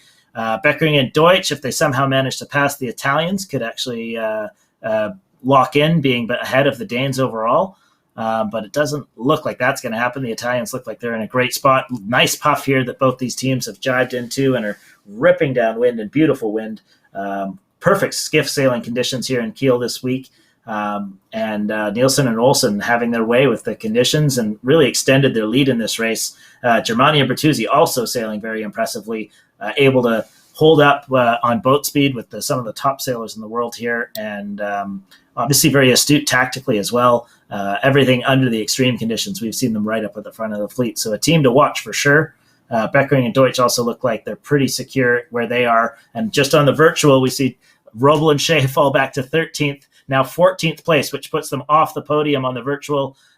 Dobson and Tidy up to 8th are also putting themselves in a position to win a medal here. So on the virtual, it's showing every place really matters down this final run to see who rounds out the podium positions behind Lutz and Boyka from Germany. So 2 points separating 4 boats in the battle for silver and bronze. The only ones that look like they are off and away are the gold medalists Lutz and Boyka, who we hardly seen in this race. They're so far back. But it's Robel, Shea, Dobson, Tidy, Nielsen, Olsen, who we see now about to cross the finish line, and Beckering Dutz in the battle. So Nielsen and Olsen win that race in high style. Absolutely fantastic sailing by them. Maybe even more impressively, Germani and Bertuzzi, who have just burst onto the international scene this week with some incredible sailing by the newcomers to the top of the fleet, the young Italians. Coming down now, So Beckering Dutz in 3rd place. That's going to be a critical finish for them. But the fate of these sailors is out of their hands because they need to look behind them and see what's going on. They'll be looking back up the track to see where are Robel and Shea, where is that purple Jenica of Dobson and Tidy, because the Americans and the Brits could yet... If Dobson and Tidy can come in here in 8th place, that'll put them ahead of both Bad Nielsen and Olsen and Beckering and Deutsch. So it does look like they've got a lane here. And so if we see them come through finishing in 8th, that'll be a lock on a medal for them. And then we'll have to look back and see how the Americans do to see if that medal's going to be silver or bronze. So Dobson and Tidy have had a very good second half of this race to move up the fleet. I think that's going to be 8th for them as they cross the line just behind Chigoyan and Bartholo. So that's Dobson and Tidy through. That locks them ahead of Nielsen and Olsen and Beckering and Deutsch. And now where are the Americans? Look how close critical for them. Look, the Americans are on the left of screen and they are just ahead of a whole gaggle of boats. This is absolutely They've got one dive right to do. on the cusp for Robel and Shea right now. They're going into their final jibe, beautifully executed jibe, and getting across that other boat could prove critical. Have they done enough in the final stages, just ahead of that bunch of boats there? It was the difference between getting ahead of those boats or falling into the pack that could determine the difference in the colour of medal that the Americans get. But it looks in the early stages, thanks to the SAPsailing.com stats, Ben Ramoka, that it looks like the Americans might have done enough right at the end to get the silver medal ahead of Dobson and Tidy of Great Britain. Absolutely, Andy. They got ahead of that pack of boats, and it was exactly what they needed to do at exactly the right moment. They finished 10th place in that race, which secures them the silver medal. Dobson and Tidy will then be tied with 2 other boats to take the bronze medal, according to SAPsailing.com. All unofficial, of course, until the race committee puts in their official results. But what a finish for the Americans. Came through in the clutch. They had to have known how close it must have been, and they got ahead of what was 4 or 5 other boats right at the finish line to secure themselves a silver medal in what was a very well-sailed week for them. They got to be pretty happy with how they executed in the last stages of that race. Well, especially that last jibe. It was an absolute pressure jibe, and there was another boat that was vying for them to get across the finish line. And right until the very end, Robel and Shea executed their manoeuvres absolutely perfectly. All their hard work in Miami this year, sailing by themselves, executing on their boat handling manoeuvres, that really seems to have paid off.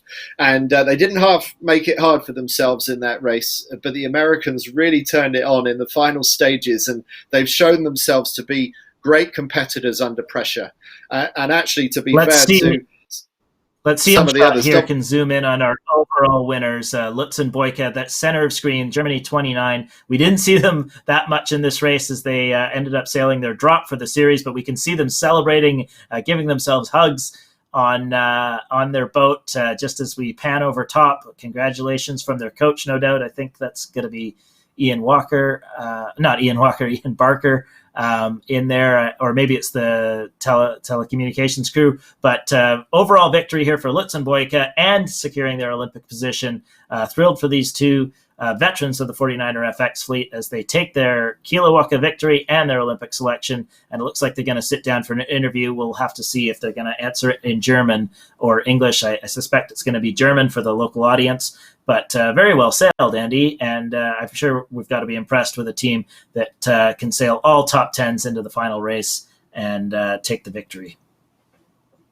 Yeah, so consistent, and then it was a pity that we didn't see the best of them in that final race, but they have sailed an amazing series, and they've shown themselves to be real medal contenders for Tokyo 2021 next year. And Ben, we're seeing so many people come to the fore. A couple of years ago, we might have said that the Brazilians were the obvious candidates to repeat on their gold medal success from Rio 2016.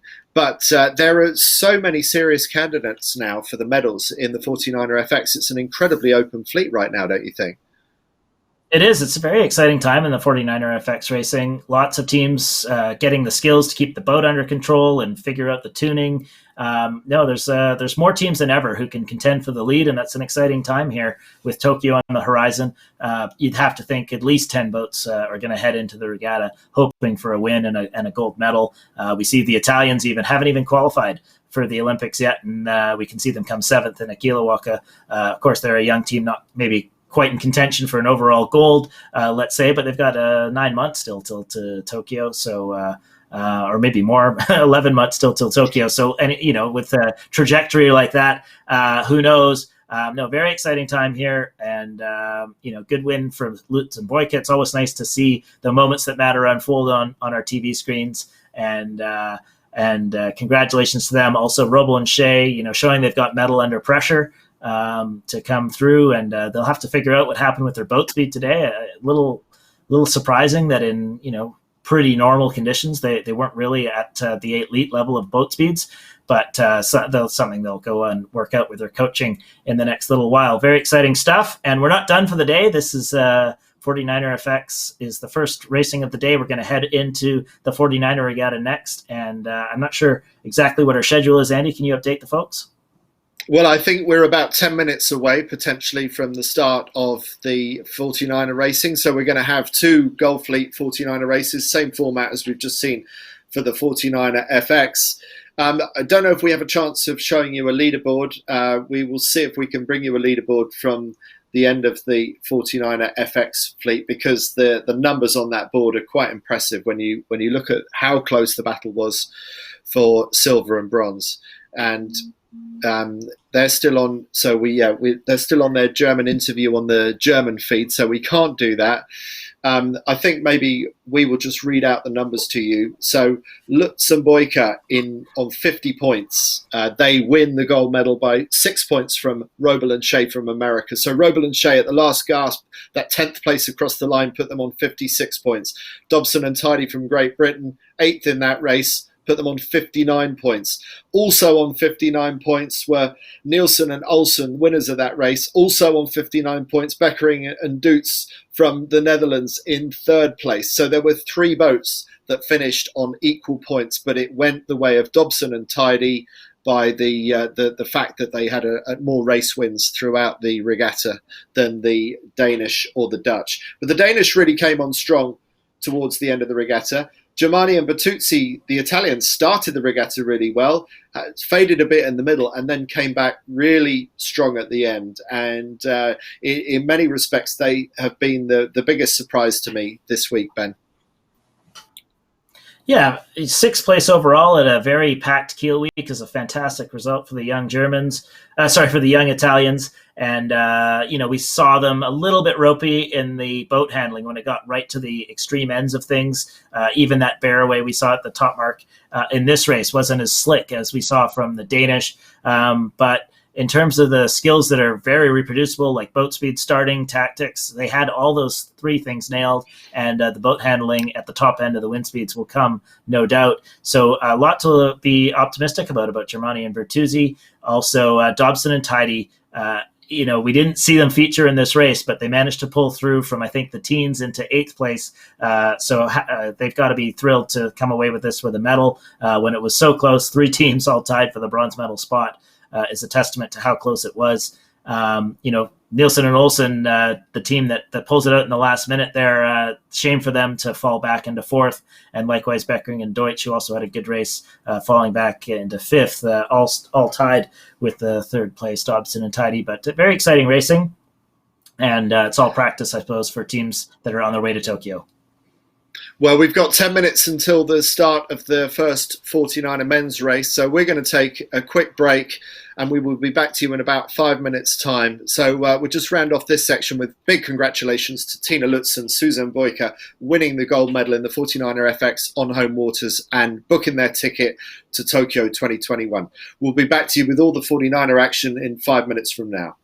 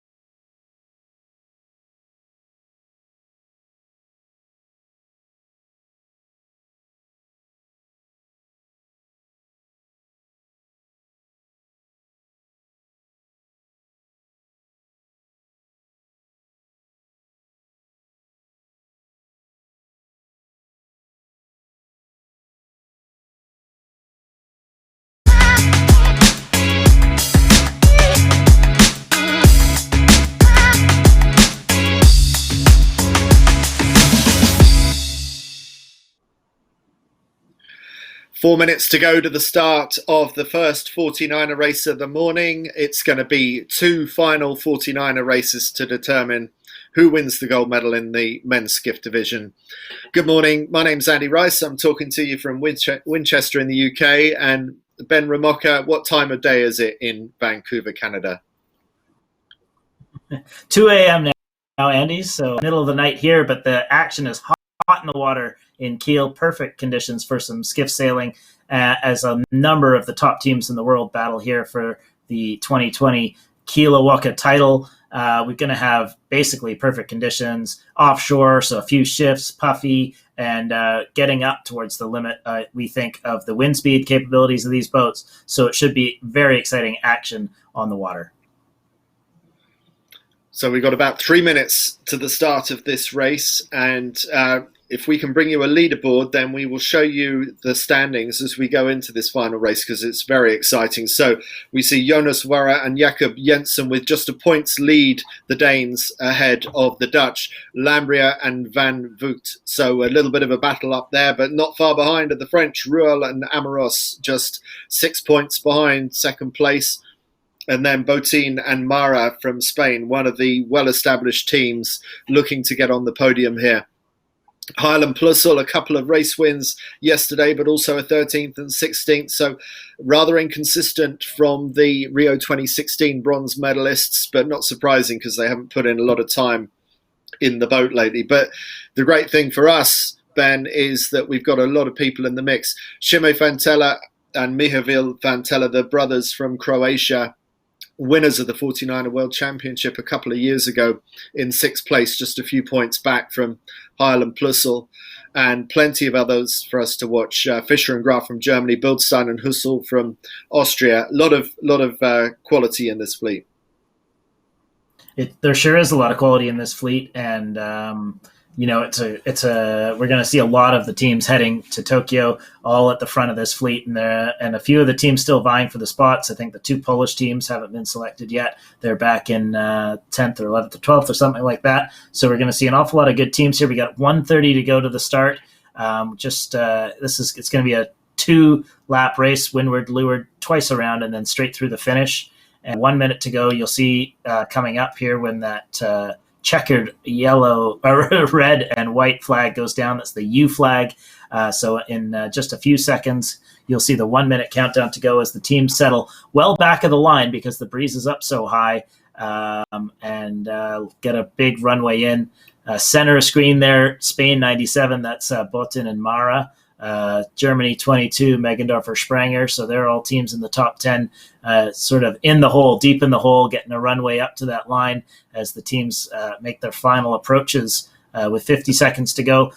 Starting technique's a little different in the breeze. Everyone's got plenty of power, so they can do what they want. They don't have to fight quite for the inches. It's much more about getting up to speed and the timing as they hit the line. And you start to see the teams creep forward. They all want to make sure they have a clear runway at the line without getting too close too early. So that's what we're seeing in the build up to this start. 20 seconds to go. Really liking where Botín and Mara are sitting. Let's see if they can pull the trigger early enough. Sometimes when you're that deep, you don't realize how far it is to go to the line. But no doubt they'll have a good transit and have it all figured out. 10 seconds to go. Well, you talk about the Spanish. They really need to start moving forwards. They were leaving themselves quite a lot to do. But let's see how it is at start time. Busy at the windward end, so there was a Danish boat that was quite poked out. The Croatians, the 2017 world champions, also quite poked out. So busy at the starboard end. Good port tack start underneath the fleet for Germany, 600, and a really nice start for Italy, 88. That's Uberto Crivelli Visconti and Leonardo Criste representing Italy and winning the pin on this side. Highland Plussel going out the far side on port tack, already going out to the right-hand side of the course. Yeah, I think the Belgians, Lefebvre and Pelsmaker, are the leading boat in that front bunch. We also see Dixon and Wadilov from Ireland having a good start. And I'm pretty sure Botín and Mara, yeah, there they are. They're just poking through on the leaderboard. They also did have a good start. So a number of teams really firing up the line. These are our overall leaders, Warrer and Jonas Warrer and Precht Jensen. So they're in clear air, just trying to find out exactly where they are in the fleet. They are one of the teams that started right at the boat, so they didn't work as up to speed as everyone else, but they do have a clear lane. And you can also see poking through the picture the Croatians on the front row. Yeah, lots of teams here having front clean air starts, and now we'll see who's got the boat speed to pull through on this starboard tack, as most teams are looking to hold. A few teams heading off to the right, and we have seen from our 49er FX racing just before this that there's plenty of opportunities both left and right. We see Lambert and Van Voigt from the Netherlands having to tack and clear their air. So our overall number twos, not in the best spots so far in the race, although they do have clear air. And if they can put the shifts together, no doubt they can get back into it. But a bit of a tough spot there for the Dutch. Great okay, start here's the front Dix. of the place. Dixon and Wadilove, they're the top Irish team right now, and they've been the top Irish team for a couple of the races, regattas this year. So could be unseating Seaton as the top Irish team. We'll have to see. That's a team that hasn't selected yet for Tokyo. I don't think they've qualified for Tokyo yet either. And here's the Italians who came off the pin, working as hard as they can to get every inch. Carrying with them as they're in a real tough spot here. Look how hard they're working, Andy. Absolutely. I mean, they are putting heart and soul into it. Now they've got an opportunity with the boat on their shoulder to be able to tack if they want to, but will they carry on? When you see them there, actually, they've got a lot of work to do. It's Crivelli, Visconti and Christe down at the bottom of screen. Dixon and Wadilove from Ireland still looking the best. This is Fischer and Graf, the Germans, and they are in 7th overall at the moment, and they still have an outside chance of getting on the podium if they sail a good race today. And to win of them is USA, and good start by Andrew Mulleris and Ian McDermott from USA. Going out behind them, one of the Danish boats, but it's not the one that we're watching the most. Denmark 7 is who we want to be looking out for. That's our series leaders, Jonas Vara and Jakob Jensen. Yeah, very different onboard styles there. We saw Fischer and Graf. They were very calm in the boat, both very still compared to what we saw just earlier with Crivelli Visconti from the Italians. So, a couple different styles here in the 49er for how to get it done. Botten and Mara, though, showing their pace. They managed to hold out the Irish and force the Irish to go behind them. And now Botten and Mara have the virtual lead on the water and are looking underneath their booms at the rest of the fleet. So if they can hold out here, they're one of the pure class teams in the fleet, and it's no surprise they're quick. You see the forehand there. Iago Mara just reached in to adjust either the Bang or the Cunningham somewhat as they come back in. I think the wind's as strong as we've seen it all day, so could be taking a little more power out of the boat as they do their final tuning. And Botten and Mara going to have some challenges there from plenty of boats still on the front row, but in a good spot. Yeah, so now the question is, will the breeze hold for them on the left-hand side, or will someone from the right find something better on the right-hand side to start challenging the Spanish? But the Danish 49er FX team coming in from the left-hand side always looked strong in the previous race that we saw 20, 30 minutes ago. And at the moment, things just getting better for Botten and Mara on the left-hand side. Yeah, we see some of the action now just in the middle of the course as this 49er fleet is very tightly packed. Lots of starboard tackers. We see that Danish team coming in on starboard. Let's see who can get across them. Germany 22, that's Megendorf or Spranger. Let's see where they are. They look to be on the far side of the course, along with Fischer and Graf, Germany 13, and Heil and Plosel, Germany 2. So the Germans favoring the far side of the course. I wonder if that's something that they know from all their training here locally, or if they've all just got forced that way and it's coincidentally. But we've been watching this race course for 4 days in a row, and we've seen plenty of action from both sides of the course, right and left at the top of the race courses. So let's see if something from the far side comes in well for the German squad who are all on that side of the course. Well, at the moment, the tracking is still suggesting that it's Botin and Lopez Mara, the Spanish, on the left-hand side that are doing the best. So maybe German local knowledge not working so well, but maybe we'll see how it comes back for them on the far side. They're out towards that right-hand ley line, so they're pretty much run out of tactical options. They've just got to hope that breeze comes in strong on that side. just to draw your attention to Lambro and Van Voigt, the Dutch team, they're in a real tough spot here. They're going to go behind that right pack, and we think the left side's coming in. So it's kind of the same spot. We saw Lutz and Boyka taking the last race where they finished almost dead last. So that would be a real blow to their chances at winning this regatta if they have a bad race this one. Back on board with Fischer and Graf, as they are, I think, the far right German team are doing the best of that pack of Germans we saw on the right side. Just see, okay, so they're behind their countryman Heil and Plosel, and a little bit deep, it has to be said. So let's see how the cross comes across. Looks like the left teams are going to hold. We see Farisi and Tonghi, an Italian team, just on the hip of Button and Mara. But Button and Mara have emerged from the start line. We saw them in a nice spot at the start, deep in the hole, and they've emerged from that pack of boats and now seem to have got the best of this breeze, as we just see Yagomara ease the controls this time and a little bit lighter than it has been. So making sure there's plenty of power in that sail as they do the last 10% of this beat. They've got a few more boat lengths to go, and then they'll be tacking on ley line and heading into that windward mark.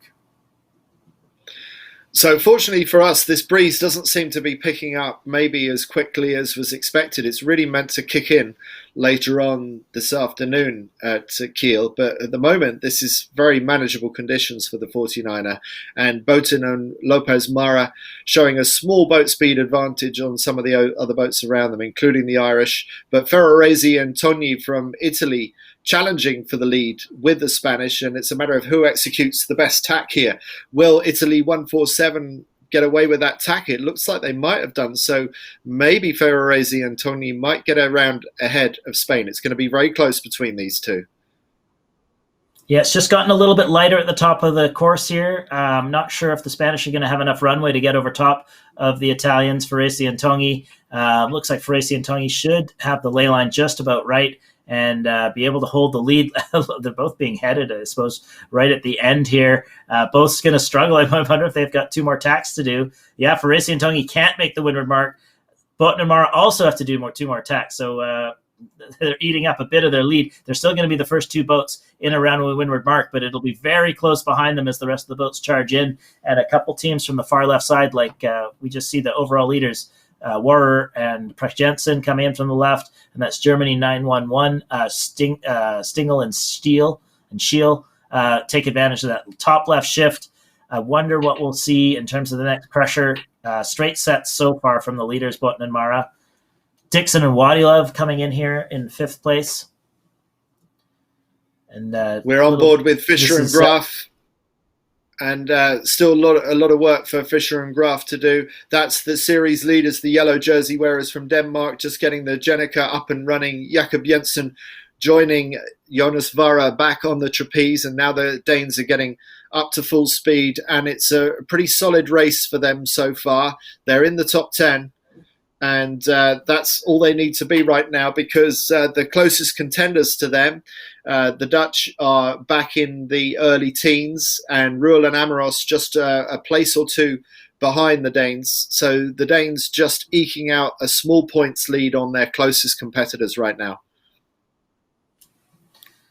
Yeah, with two Gold Fleet races here, there's an awful lot of points that can change hands on this final day. We can see the boats pretty lit up here on the downwind, dealing with a little bit of motorboat wake. And the camera team here focusing in a little bit on the German battle there, as the Germans are in the second half of this fleet. But we've got Botin and Mara in the lead. Very comfortable lead for them now. They've really extended as they set from the challenge of Farisi and Togni, but let's see if Farisi and Togni are just up to speed first, and if Botin and Mara can hold them off on this downwind.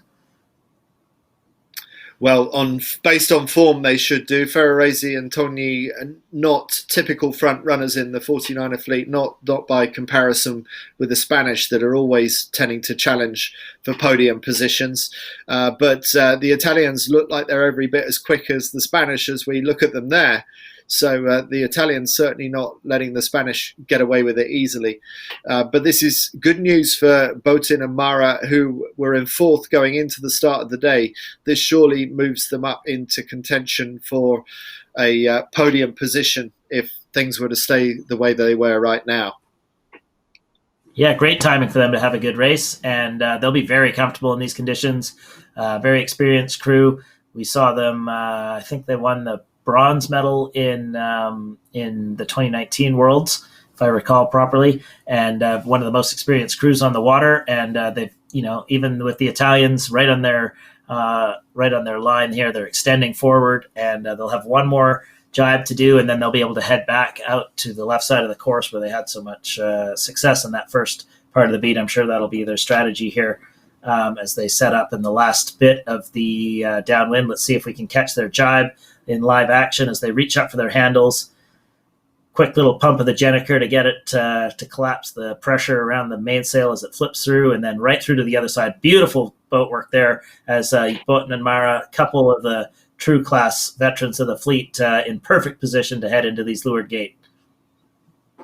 Stingley and Kiel from Germany looking to challenge Ferrarese and Togni as they come down to the bottom gate. So the front three in a little breakaway of their own, with the Poles, Buksek and Wijbicki, the best of the rest. But we're with Vara and Jensen, who, if anything, I wonder how they're getting on. I think maybe they've dropped back a little bit in this race, actually. So Vara and Jensen went round in about 7th or 8th, and now they're just outside of the top 10. So it's not been a good one for the Danes down this run. So we got even split right now between Spanish going one way and Italy going the other, with Stingley and Kiel following the Italians out to the left-hand side. Over to you, Ben. Yeah, I was just saying, I think Botten and Mara overstood a little bit, and I think they ended up having to jibe drop when they might not have wanted to. Bit of a capsize in the back in the traffic, as we see how close the 49er fleet is as they all cruise around the leeward marks. So this is Denmark 7 on the far side. If you can just see them behind the French sail, that is our series leaders, the yellow jersey wearers, going out to the right-hand side. So they're not doing terribly, actually. But Highland Plussel right behind. Where they've come from, I do not know. They must have had a sensational run, because Highland Plussel was some way back, and somehow the Germans, runners-up in the World Championship earlier this year, have got themselves right back into contention in this race.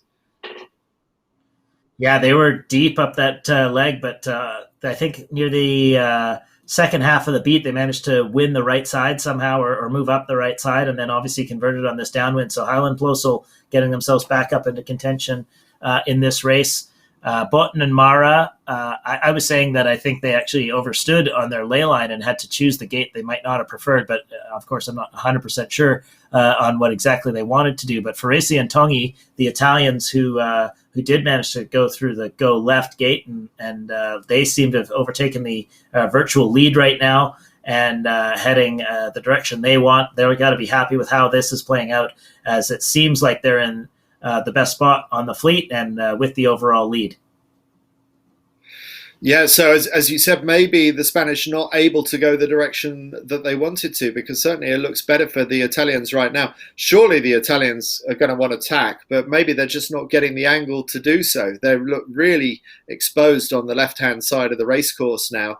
Any sniff of a header or any kind of excuse to attack, and the Italians should surely be taking it, because they need to cover and make sure that they're making the most of the advantage that they have right now. Yeah, I mean, they're not looking. They looked over their shoulder a second ago. They're not looking too uncomfortable with where they are, although the boats behind them have already tacked over. So, like you say, Andy, maybe they're just waiting for that shift to come, and actually we see them just down on the tracker right now. Compliments to our German TV broadcasters here, who have managed to fly up the second drone after the first one crashed. So we're just starting to get drone images again for you all. Bit tough on the technical crew today. But we've got great racing here, as we see Botten and Mara actually falling to third place on the water on the virtual, with Stiel and Stingel and Stiel from Germany also challenging for the lead here. And Ferrarese and Togni tack back. So they'll be converging with the Spanish right now, and let's see if the Spanish can get them. Like you said, Andy, you didn't think that they had the angle, and it doesn't seem like the left has been too favored here, but they might still have enough to get across the Spanish. Let's see how this cross plays out. I'm going to guess the Italians are going to have to go behind here, and looks like Botten and Mara might have moved back into the lead. Yes, well, I'm surprised that the Spanish are carrying on past the line of the Italians. They look really poked out on the left-hand side. I thought they would have tacked into leeward of the Italians, but they've gone even further that way. We're looking at Eric Heil and Tommy Plussel, seeing what they can salvage from this race after a poor start to the race. We see them on the right of picture. So actually, they've still got quite a lot to do. I saw from their leeward mark rounding, I thought maybe they were closer to the front of the action than maybe they actually are. So the Italians do have to duck behind the Spanish. The Spanish surely won't carry on too much further in this direction. And that is Ferrarese and Togni, and looking fast on port tack right now. It seems like most of the fleet is coming to this left-hand side. So even though the Spanish are, very levered to that side, if most of the fleet's on that this way too, then they don't have as much to worry about. But they have tack now, probably pretty close to the ley line. Let's see who. Okay, so it's Stingel and Kiel taking a bit of the right-hand angle and taking the virtual lead. So it looks like Button and Mara might have lost out there, as like you said, they did get a bit exposed to the left side. And now, some challengers from the far side of the course, Stingel and Kiel, just coming back, and maybe there's some more from the right as we see the virtual tussling back and forth with the gain lines on trying to decide which way is got the better angle right now. Looks to me like maybe the right's going to have an even bit more to say on this race course. We see Buczek and Wisbicki from Poland tack on what we assume is a right side shift. And the Fantella brothers from Croatia also on the far right-hand side as well. The 470 gold medalists from Rio 2016 out on the far side.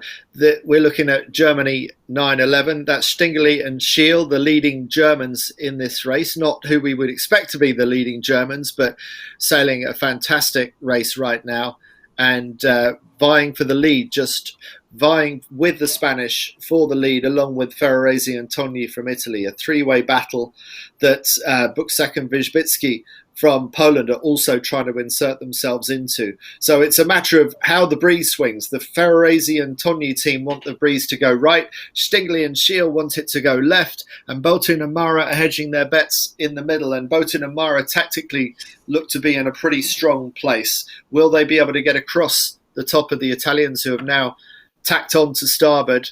But it was Stingeli and Kiel who... Right now. They just got headed, so Ferrarese and Togni are going to be even closer to Button and Mara than they were a few seconds ago. Of course, not a lot of room for Button and Mara to tack back as the wind's, it's not that shifty, but they're not in the best bit of breeze here right now, and they do tack back. So Button and Mara headed at just the moment they didn't want to be and have to take another dig to the left-hand side. Didn't want to duck the Italians. And now everyone's headed to this left corner, hoping that another left shift comes in before they have to go back, which won't be too long. But Stingeli and Kiel, they gained from the left at the top left in the previous speed. They've tacked over more to the left. So either they felt that the header was too big to stay on, or they want to dig in even more to the left-hand side. But Germany potentially has the opportunity to lead. Italians tack right on top of the Spanish. So it's just getting worse for Botin and Mara, because the Italians, Ferrarese being a match racer, not frightened of tacking on the face of the Spanish team. And that's all playing into the hands of...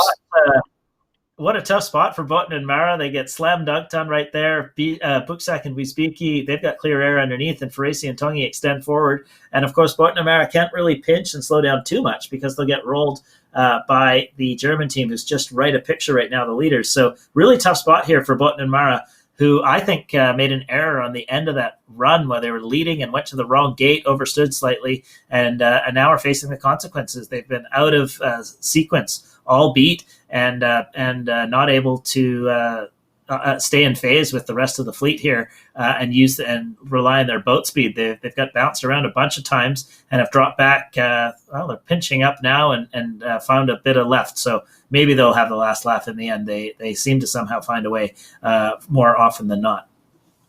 Well, let's see. It's going to be very close between Italy, Germany, and Spain at this top mark. Looks like the Spanish somehow have managed to get ahead of Ferrarese and Toni. That was an incredible comeback from the Spanish. But Stingley and Still, for the second time in this race, charge in from the port hand ley line. And this time it's enough to give the Germans a narrow lead over the Spanish. And then the Italians with Buksak and Wisbicki from Poland chasing in fourth place. And there's going to be a tight battle all the way to the bottom of this race course to see who can come away with this race. The most experienced and the ones who you'd fancy the most are the Spanish, but Stingley and Schiel it is who lead right now.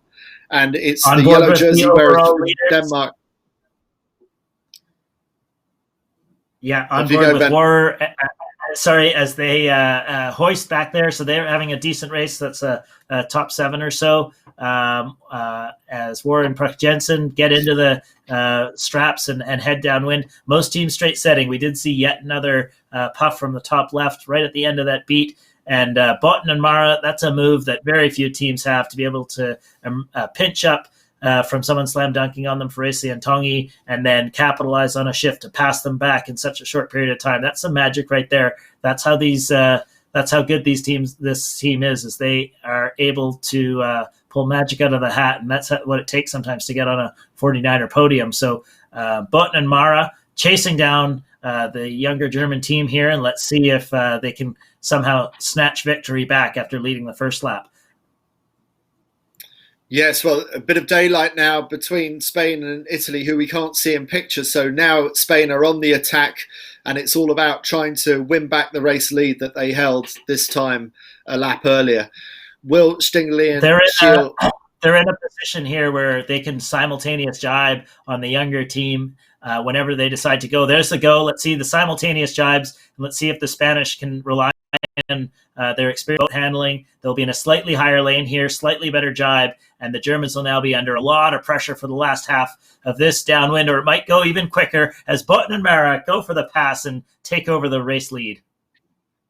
Well, you thought your way into their heads absolutely perfectly. As you predicted, Ben, that's exactly what the Spanish managed to do. A slightly better executed jibe. They got that Black Jenica through a little bit quicker than the German Black Jenica, and it looks like it's game to boat him, but is it game, set and match in this race quite yet? Will the Italians from the far side even have something to say about this? Maybe Ferrarese and Toni have still got another trick up their sleeve. So still a close three-way battle between Spain, Germany and Italy on the charge down towards what this is the penultimate race of the 49ers at Kieler Woche 2020. And the breeze is really up now. The boats are leaping off the waves, and this is 49ers going at full chat, close on 20 knots of boat speed downwind. Yeah, great sailing here. Perfect skiff sailing conditions as the boats just jump off, leap off the little bits of chop that there is, and nicely pressured up. Stingley and Schiel just going on a slightly higher lane here as they chase the Spanish who just passed them. But it's going to be a tough spot to pass back from where they are right now. Maybe Farisi and Tongi could rely on some sort of different wind, but it seems unlikely, and it seems like Botten and Mara are in a great spot to move up the leaderboard with only one race to go on the day. They're gonna be just above ley line, have one little jibe to put in, but should be fairly comfortable for them. And we see them go from what was a very tough spot on the port ley line just half a lap ago back into the race lead. Yeah, so they made life hard for themselves on that previous beat, but the Spanish redeeming themselves right now, almost managing to get through the line in one go, but it's one last jibe for Spain as they are about to cross the finish, and a very useful race win for Botin and Mara. Stingley and Schiel, will they be able to hold second place, or will the Italians? It looks like Germany got it by less than a boat length from Italy. And meanwhile, Buksak and Wisbicki holding on to fourth place ahead of Denmark's Nyborg and Wright, and the Fantella brothers from Croatia looking for a final jibe. Jakob Prek Jensen looks like they overstood on the ley line, and they were lying in fifth down the run about a minute ago, but it looks like Werra and Jensen made an unforced error right at the end, misjudged the ley line and fell back a couple of places. But even so, it will still be moving further forwards ahead on the leaderboard for the Danes, Woche and Jensen, the yellow jersey wearers, because their closest competitors, the Dutch, have yet to finish and are some way back in this race. So the Dutch have really taken a tumble. It's the French that will most likely move into second overall after this race.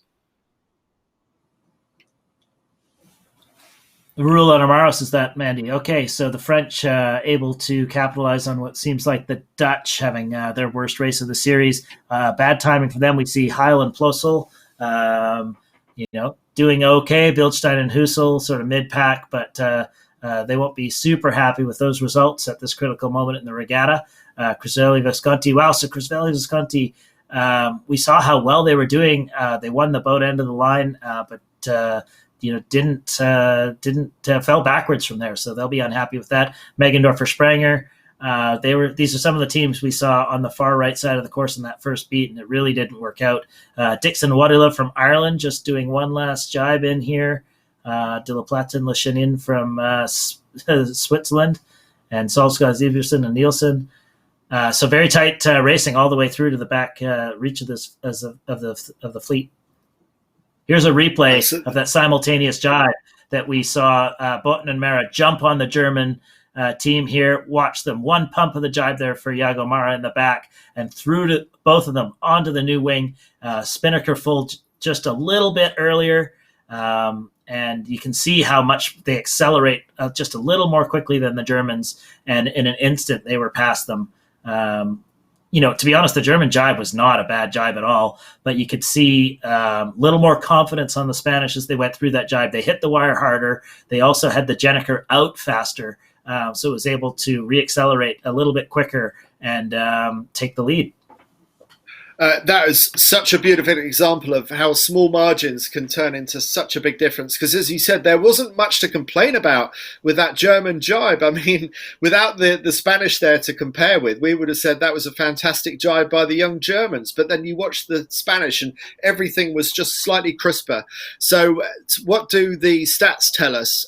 They tell us that fastest boat on the water was Ferrarese and Togni, who also sailed the greatest distance and the fewest manoeuvres.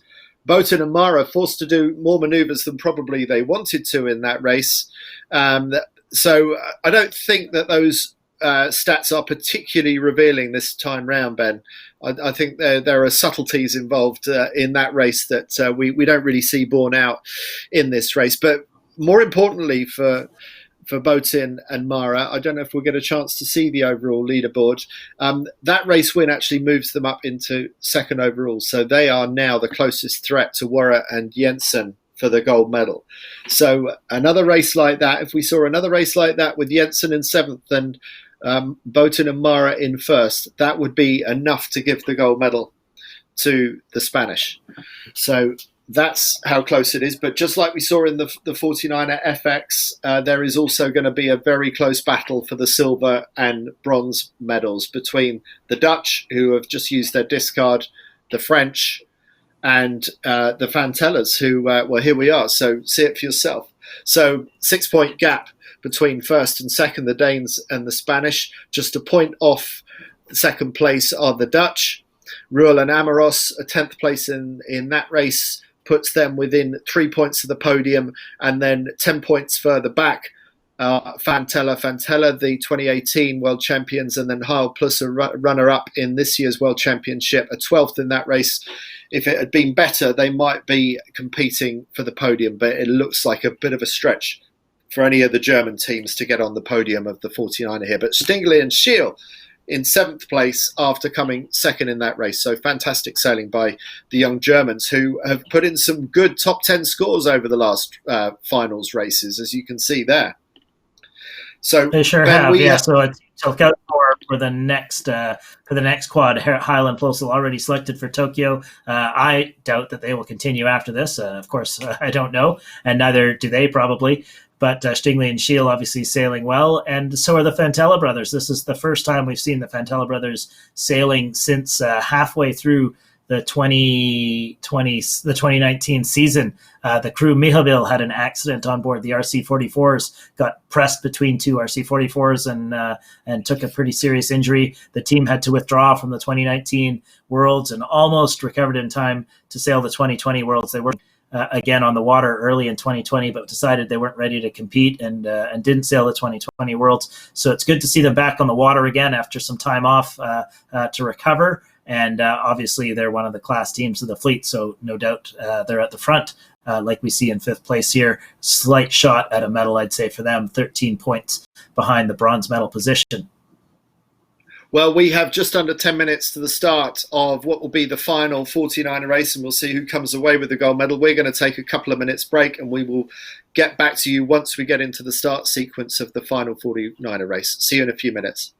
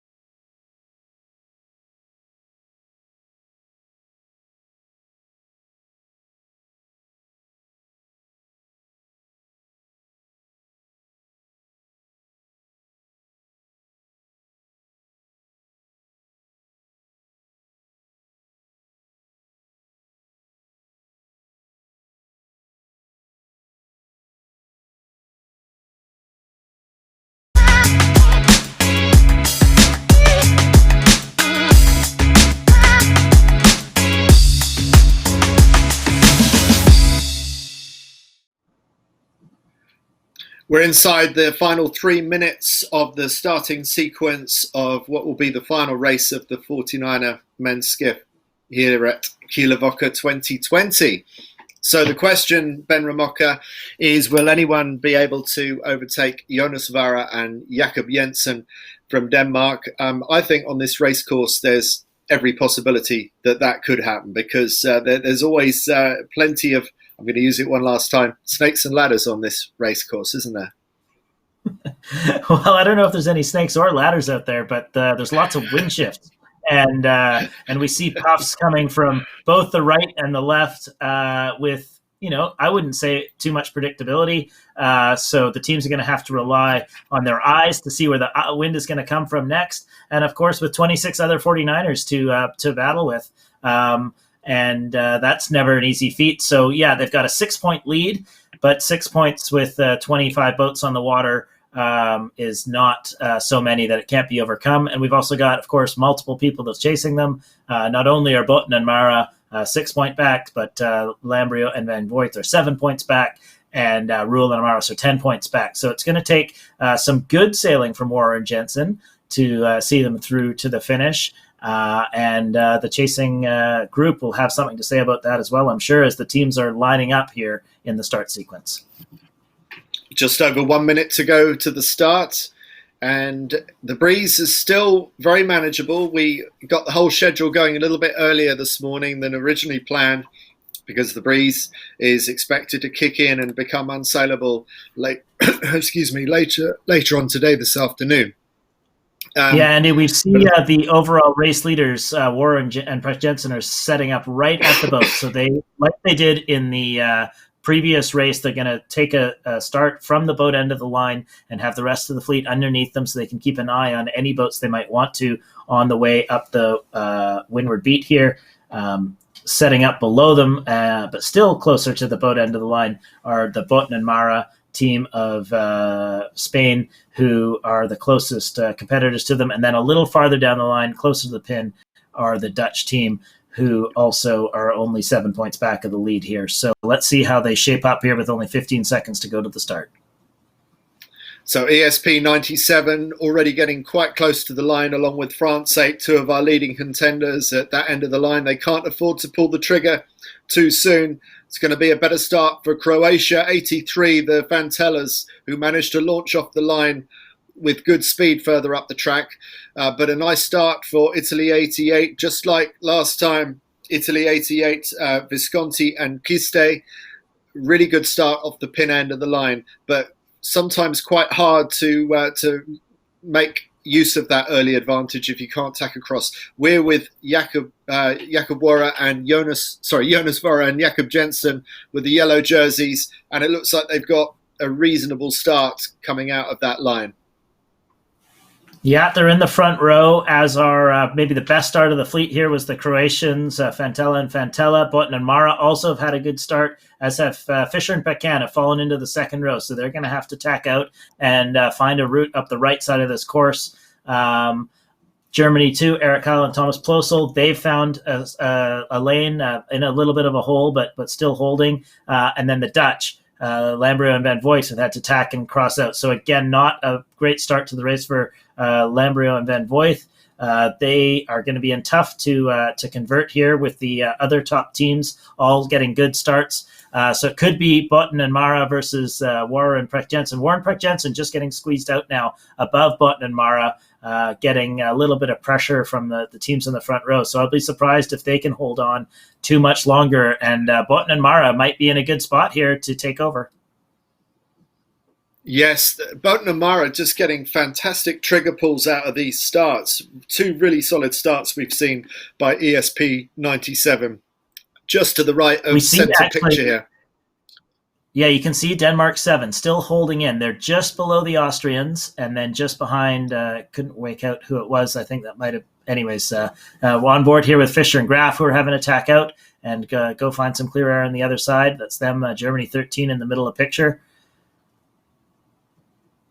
not a particularly good tack by Fisher and Graf there, and they've got a lot of work to do to get themselves back into the front row of this fleet right now. The French, France 8, left of our picture, sailing out to the right-hand side. We're back with Visconti and Kiste, who love the left-hand side of this track, partly because they love pin end starting. Also another good start by the Irish, Dixon and Wadilov, really good starters, but don't seem to have the boat speed to be able to maintain that position throughout the race. They finished quite far down in the previous race, whereas Botan and Mara, who were right next to them for the early stages, moved ahead and won that race. So Botan and Mara have the boat speed to see their way through to another race win. Some of these other teams that are poked out at the moment, I think we will expect them to drop away as the race develops.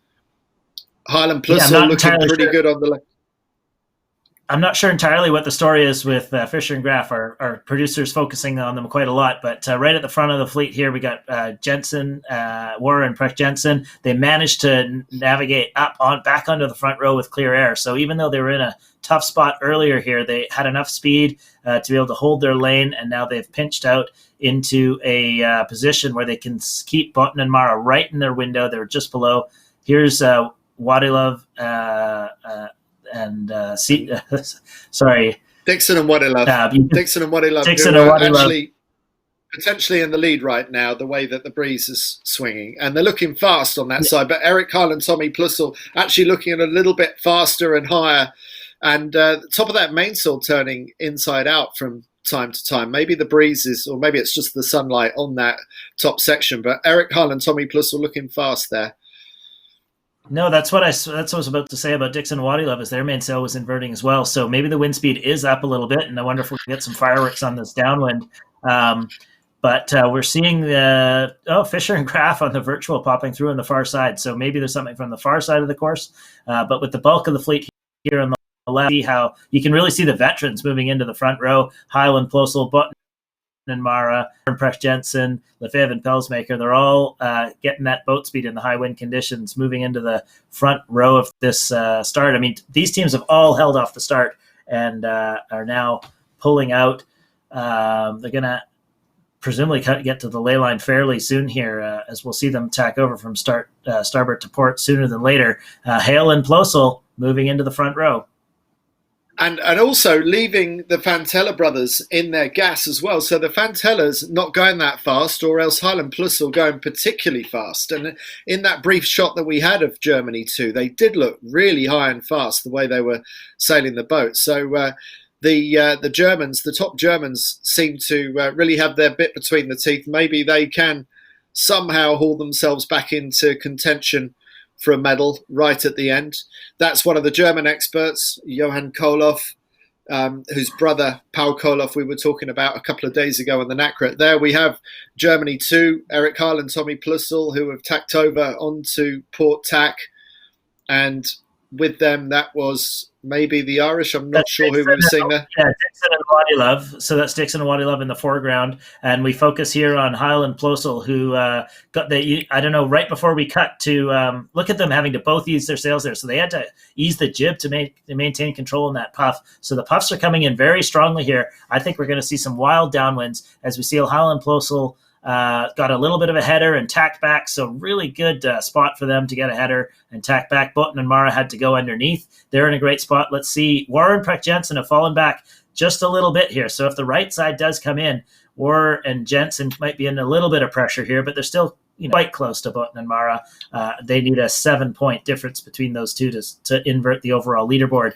But Botan and Mara got to be really happy with their position right now. Highland Plosel, they came into this race I think in 6th place overall and have moved up into the 5th on the virtual leaderboard. So doing what they can as well. Dixon and Wadilov just reaching in here. The crew, Wadilov to put on a little more Cunningham and a little adjustment on the Vang here. So you can see how lit up the teams here, lit up they are as the wind has come in a bit stronger, strongest we've seen all day.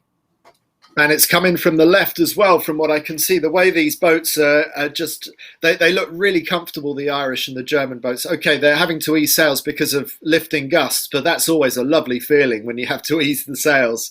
And suddenly the boats on the right-hand side don't look nearly so much of a threat. So Germany 13 behind the Irish mainsail was threatening for the lead just 3 minutes ago, and now Fisher and Graf look nowhere close to the top. So Dixon and Wadilov, they're the furthest left boat of the leading pack, and look how they've managed to lift out on Highland Plussel, because this new, stronger breeze seems like it's coming from the left-hand side, and that's left the boats on the right-hand side, like Fisher and Graf on the far right, absolutely stranded as things stand right now. It's been really localized, actually. Like Dixon and Wadilov got it even better than Highland Plussel, and Button and Mara haven't got it at all. So that's a very localized puff that is affecting Warren. Precht Jensen are now passing Button and Mara and the Fantala brothers. So actually, Eric Kyle and Thomas Plussel have just fallen out of it and just head to head. So Dixon and Wadilov have come from the far left side here, totally lit up, got the best of the puff, and are going to take the lead into the windward mark, it would seem right now, if things hold.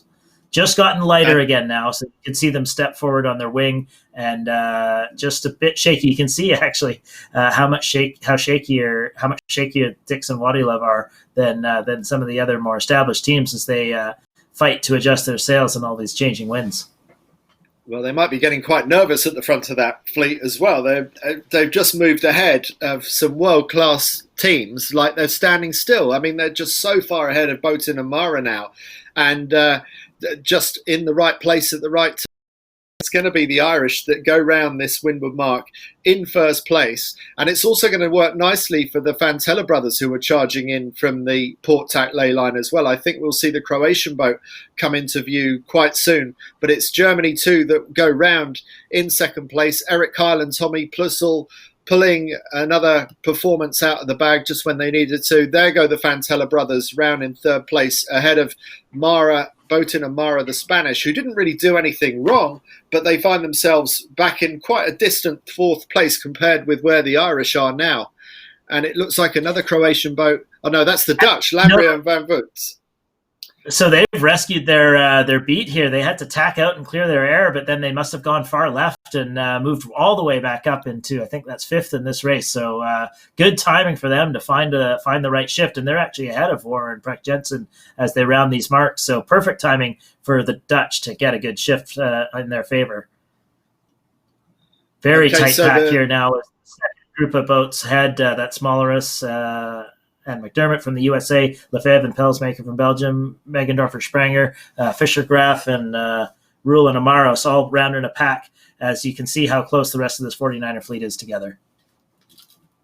Oh, bit of a shoddy jibe there by the Irish, and that's Highland Plussel moving into the lead. So the Irish managing to show world-class speed up the beat, but that wasn't a world-class manoeuvre. Let's see what kind of jibe the Germans can pull off now, because it's not the best that we've seen either. Not bad, but not as good as what we saw from the Spanish in the previous race. Still good enough for Highland Plussel to move into the lead, and already 40 metres ahead of the Irish, who they've now overtaken, with Fantella's now pushing to move into second place in this race.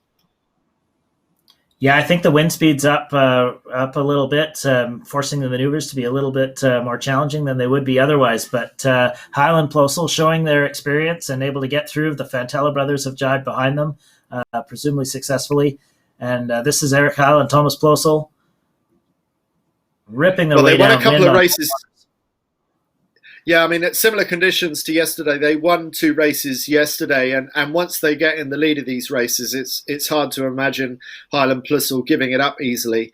I mean, they continue to sail the boat at world-class level, really impressively considering how little they practice. They've got other things in their lives. They've got studies in their lives, and yet they still seem to be able to hold the 49er. Dixon and Wadilov there really surged forward on a puff and took the virtual lead for a moment there, but now Thomas Highland and Highland Plussel have got the same puff and re-extended their lead, but it's really puffy and shifty out there, and we see how much the angle of that Irish boat goes back and forth as they go in and out of this puff that's propelling the boats downwind.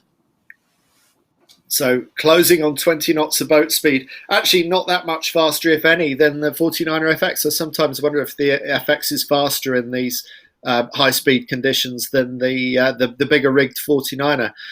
Highland Plussel still holding the lead. Dixon and Waddy Love trying to attack from the outside.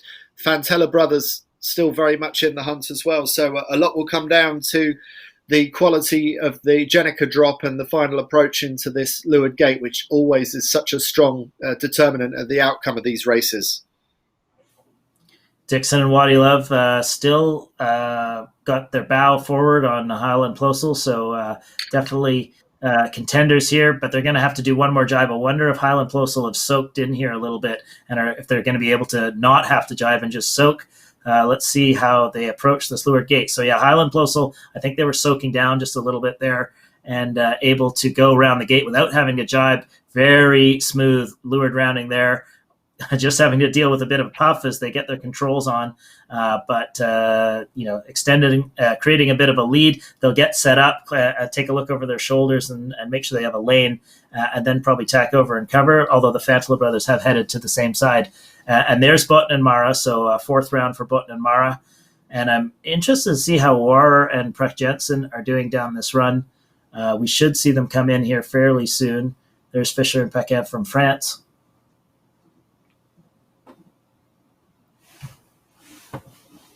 Yeah, you start to wonder, where are these Danish that are still leading, They're still wearing the yellow jerseys? They're overstood on the port hand side here, so we should see them come into screen fairly soon.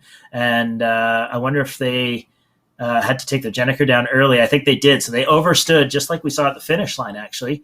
And now they've come in under two sails. So giving up a few meters and a few places here, Warren and Prech Jensen, making it exciting for us as we head up this final beat. It's only a 3-point gap now overall between Button and Mara and Warren and Prech Jensen. So Button and Mara, if they can pull out some magic and make a couple passes, or if Warren and Prech Jensen fall backwards, we could see an overall lead switch here.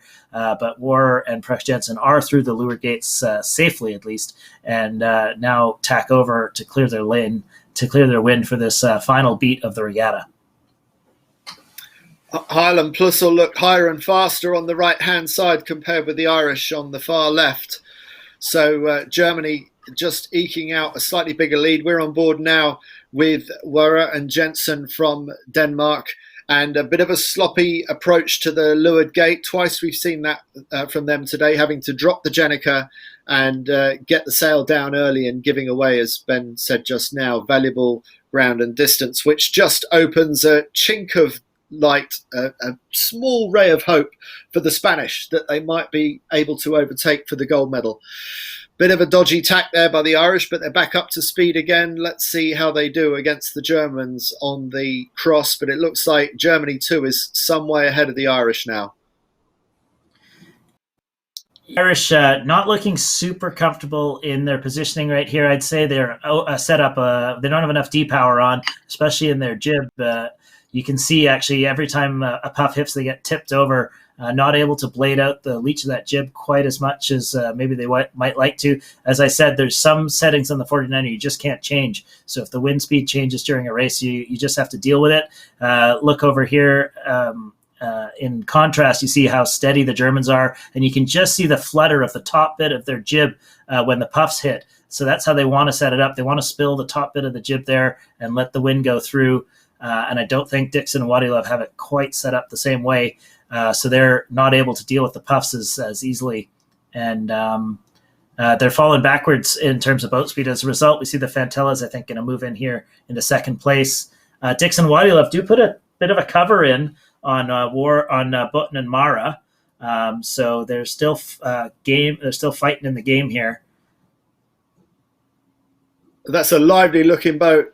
Those waves look like great fun to charge through, and the 49er, absolutely brilliant conditions for 49er racing at the top end of the wind range, and looks like we're just about going to get away with this racing today just before it gets too breezy for the competition. So it's a good call by the Kieler Woche race organisers to pull forward the schedule and get this racing squared away as we are into the final lap of 49er racing here at Kiel Week 2020.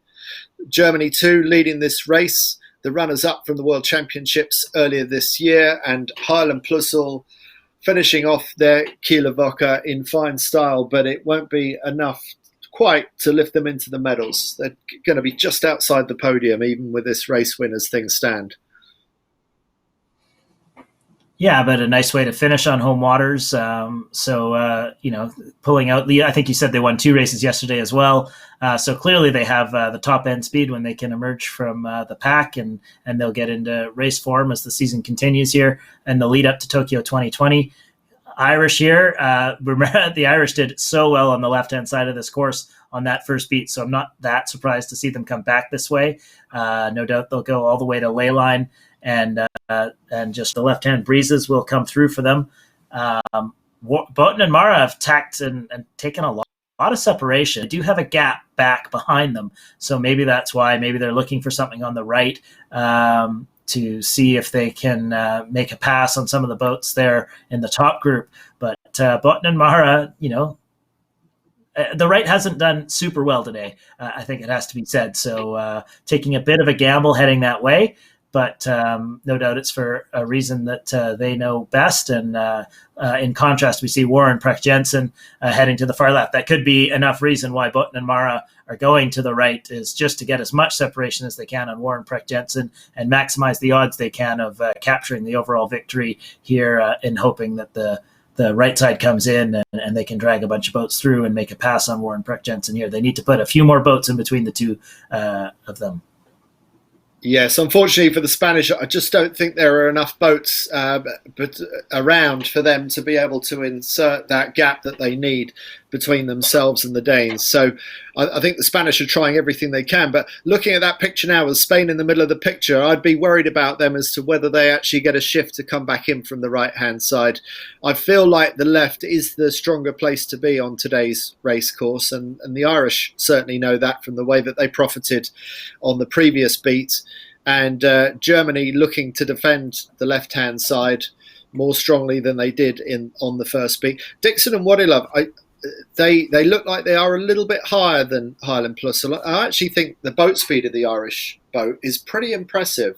So when the breeze is really up, maybe they're struggling, but when the breeze is slightly softer, I think there's really good raw boat speed coming out of the Irish boat.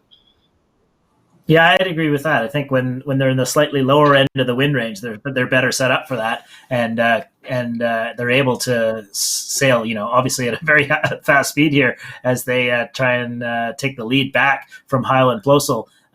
Just maybe run into trouble when it gets into the puffiest bits, and they have to deal with that extra power in their sails. Boatin and Mara, they did tack back for a little bit and came towards this pack, but then they've tacked back and have headed farther right. So they got maybe a mini shift or something, that they took some of their leverage, but decided it wasn't enough and have headed back to the right side of the course. So not giving up and we see just the German sail invert there so maybe back up to the highest levels of wind.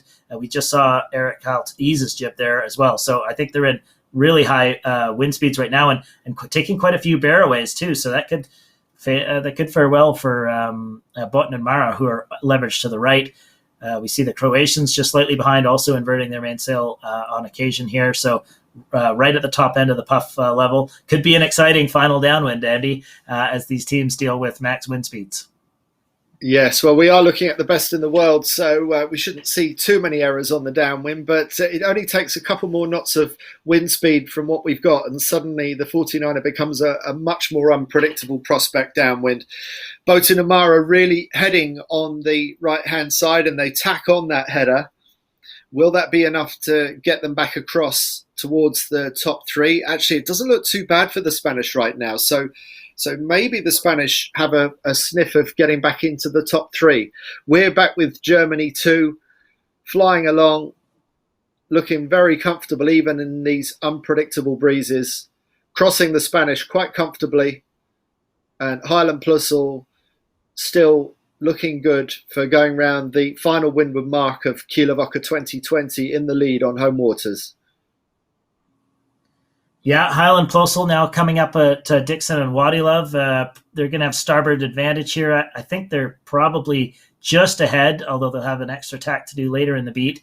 You can see, it is shiftier at the top here. You can see the angles of the boats changing quite a bit more than we saw at the bottom. And yes, the Botten and Mara have managed to make a pass on Dixon and Wadilove, and maybe they'll get a little bit of left at the top and duck in. We saw them pull some magic out of the top.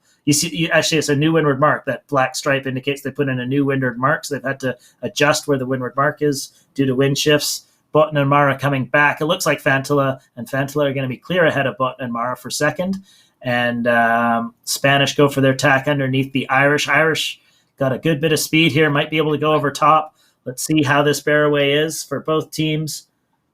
Dixon and Wadilove just dragging the bodies a little bit there. Botten and Mara not able to bear away as right at the mark, but they are away now. Both crews head in to hoist the Jennikers. Iago Mara there on the Spanish boat gets it to the top and gets it full just a second ahead of the Irish, and that should be enough to get them away from the closest danger. Fisher and Pecan from France also made a perfect mark rounding right at the top, so they've gained some valuable meters in the chase for that third place in this race. And let's see, Warren Precht Jensen are there. They're still in eighth place right now in this race. A few boats in there, so Warren Precht Jensen have a bit of work to do, especially if Botten and Mara can move up in this race. Well, Botten and Mara, they are absolutely level pegging with the Danes for the overall gold medal at Kieler Woche. So much depends on the outcome of this final run. Botten and Mara just doing enough at the moment. In runs Jakob Jensen to hoist this Jennica. They're in traffic, the Danes. They need to overtake one or two boats just to assure themselves of holding on to that yellow jersey and the gold medal at the end of this final run of Kieler Woche 2020. Still a lot for this team. The veteran Olympic gold medalist from 2008 on the right-hand side at the back of the boat with his younger crew, Jakob Jensen. And they can't afford to overstand ley lines at the finish. That's what we saw them do in the previous race. We saw them do this on the previous leg of this race. They're going to need to show better judgment at the bottom of this course if they're going to hold on to the gold medal. Yeah, we've seen them overstand twice already on only there's only 2 races of the day. So they'll be kicking themselves to those errors if it doesn't all work out. They currently have a 1-point overall lead over the Spanish here, who, it has to be said, are in tough to make any passes. They're a fair distance back from both Highland Posel and the Fantilla brothers, and holding off 2 boats themselves in Dixon Wadilove and Fisher Pecan. So tough for them to make up any more ground than they already have. So it might fall to Warren Jensen to see if they can hold their position on this downwind. And it has to be said, so far they are without too pressing. They're in a clear lane on port. They haven't overstood Warren Jensen, that is, so far in this downwind, as we stick with Botten and Mara. So this is the front group. Fantilla actually challenging on the virtual with Highland Posel. So... And now we can look back and we see how Warren Precht Jensen are in a pretty solid lane there. They've got Fisher and Graff and Lambrio and Van Voigt behind them, but not challenging them. So it does look pretty good here for Warren Precht Jensen to be able to keep that 7th place in the race and therefore win the regatta. But they're tied on points right now with Botten and Mara. So very close. So Botten and Mara, they have to hold on to this 3rd place. They've got France attacking them from the left, Ireland attacking from the right. We don't normally see boat handling errors from the Spanish, so this final jibe in towards the finish should be okay, but we've seen how difficult it is to judge ley lines correctly in this wildly shifting and gusting breeze. There's the battle for first place in this race. Croatia jibing onto starboard jibe. The Germans already on starboard jibe. Look how windy and lumpy the conditions are right now. The boat's leaping off the waves on the Kieler Fjord. This is the final approach for Highland Plusel, about to finish off Kieler Woche 2020 in the perfect manner, winning the final race of the regatta on home waters. Congratulations to Highland Plusel, winning the race ahead of the 2018 world champions from Croatia, the Fantella brothers, across the line in second. Now, will the Spanish be able to hold on for 3rd across the line? It's really close with Fisher and Pecan, and it could be the French. Well, maybe the French have overstood on the ley line. Have the Spanish judged it correctly? Yes, the French have overstood. So Spain crosses the line in third. That was a critical third place for Botin and Mara, just ahead of the Irish. Dixon, what he loved, well sailed by the Irish. Fisher and Pecan scraping across the line in fifth. And now we have to look back up the track to look for Wora and Jensen, currently in ninth place in a close battle with America, but then quite a gap. So it could be. Oh, lumpy there from the Belgians as they took a big wave right in their jibe, but they keep it safetied through the line. Now we're going to see if these two boats here can that are approaching the finish can get through. So that's Ruel and Amaros, who are going to claim the bronze medal overall in the regatta. Megendorfer Spranger, the dodgy jibe here from the Americans. And we should see Jensen... so Warren Precht Jensen through to the finish at the last moment, gained them one extra boat. So it's on the virtual, it tells me that they've won the regatta by 1 point there. I think they would have won even if they were 1 point behind based on tiebreaker. But Warren Precht Jensen through to win Kieler Woche 2020. Congratulations to the Danes. They did it by the skin of their teeth. It looked like it was going to be a tie-break finish for them, which they would have just beaten the Spanish on the tie-break. But as it was, that poor jibe by the Americans right at the finish allowed the Danes through for that extra place. And it means that Jonas Vora and Jakob Jensen win Kieler Woche by a single point from Diego Botin and Lopez Mara from Spain. So fantastic finish. And in third place, well, that was only decided at the end, and it's so close for the bronze medal between the French and the Dutch. It looks like the French have just held on to the bronze medal by a single point from the Dutch. So congratulations to France, Lucas Ruel and Emile Amoros from France, who round out the podium for the 49er. So it was all on right until the finish, Ben, and we've been rewarded with some great finishes in the 49er FX and the 49er this morning at Kieler Woche. We sure were. And you see how many of the boats were going through with dodgy jibes and safety jibes. So it's obviously picked up. Congrats to the Kiel Week race organizers for predicting this accurately and for bringing the racing forward. So good job from them all around, bringing us wonderful action and making the right decisions as well. There's a reason why people show up to Kiel Week year on year to have a great time with sailors from all sorts of classes and a great time socially, and then also with excellent racing. As we see Bilstein and Husel also overstood there and then dipped around to get through the finish line. But a wonderful regatta.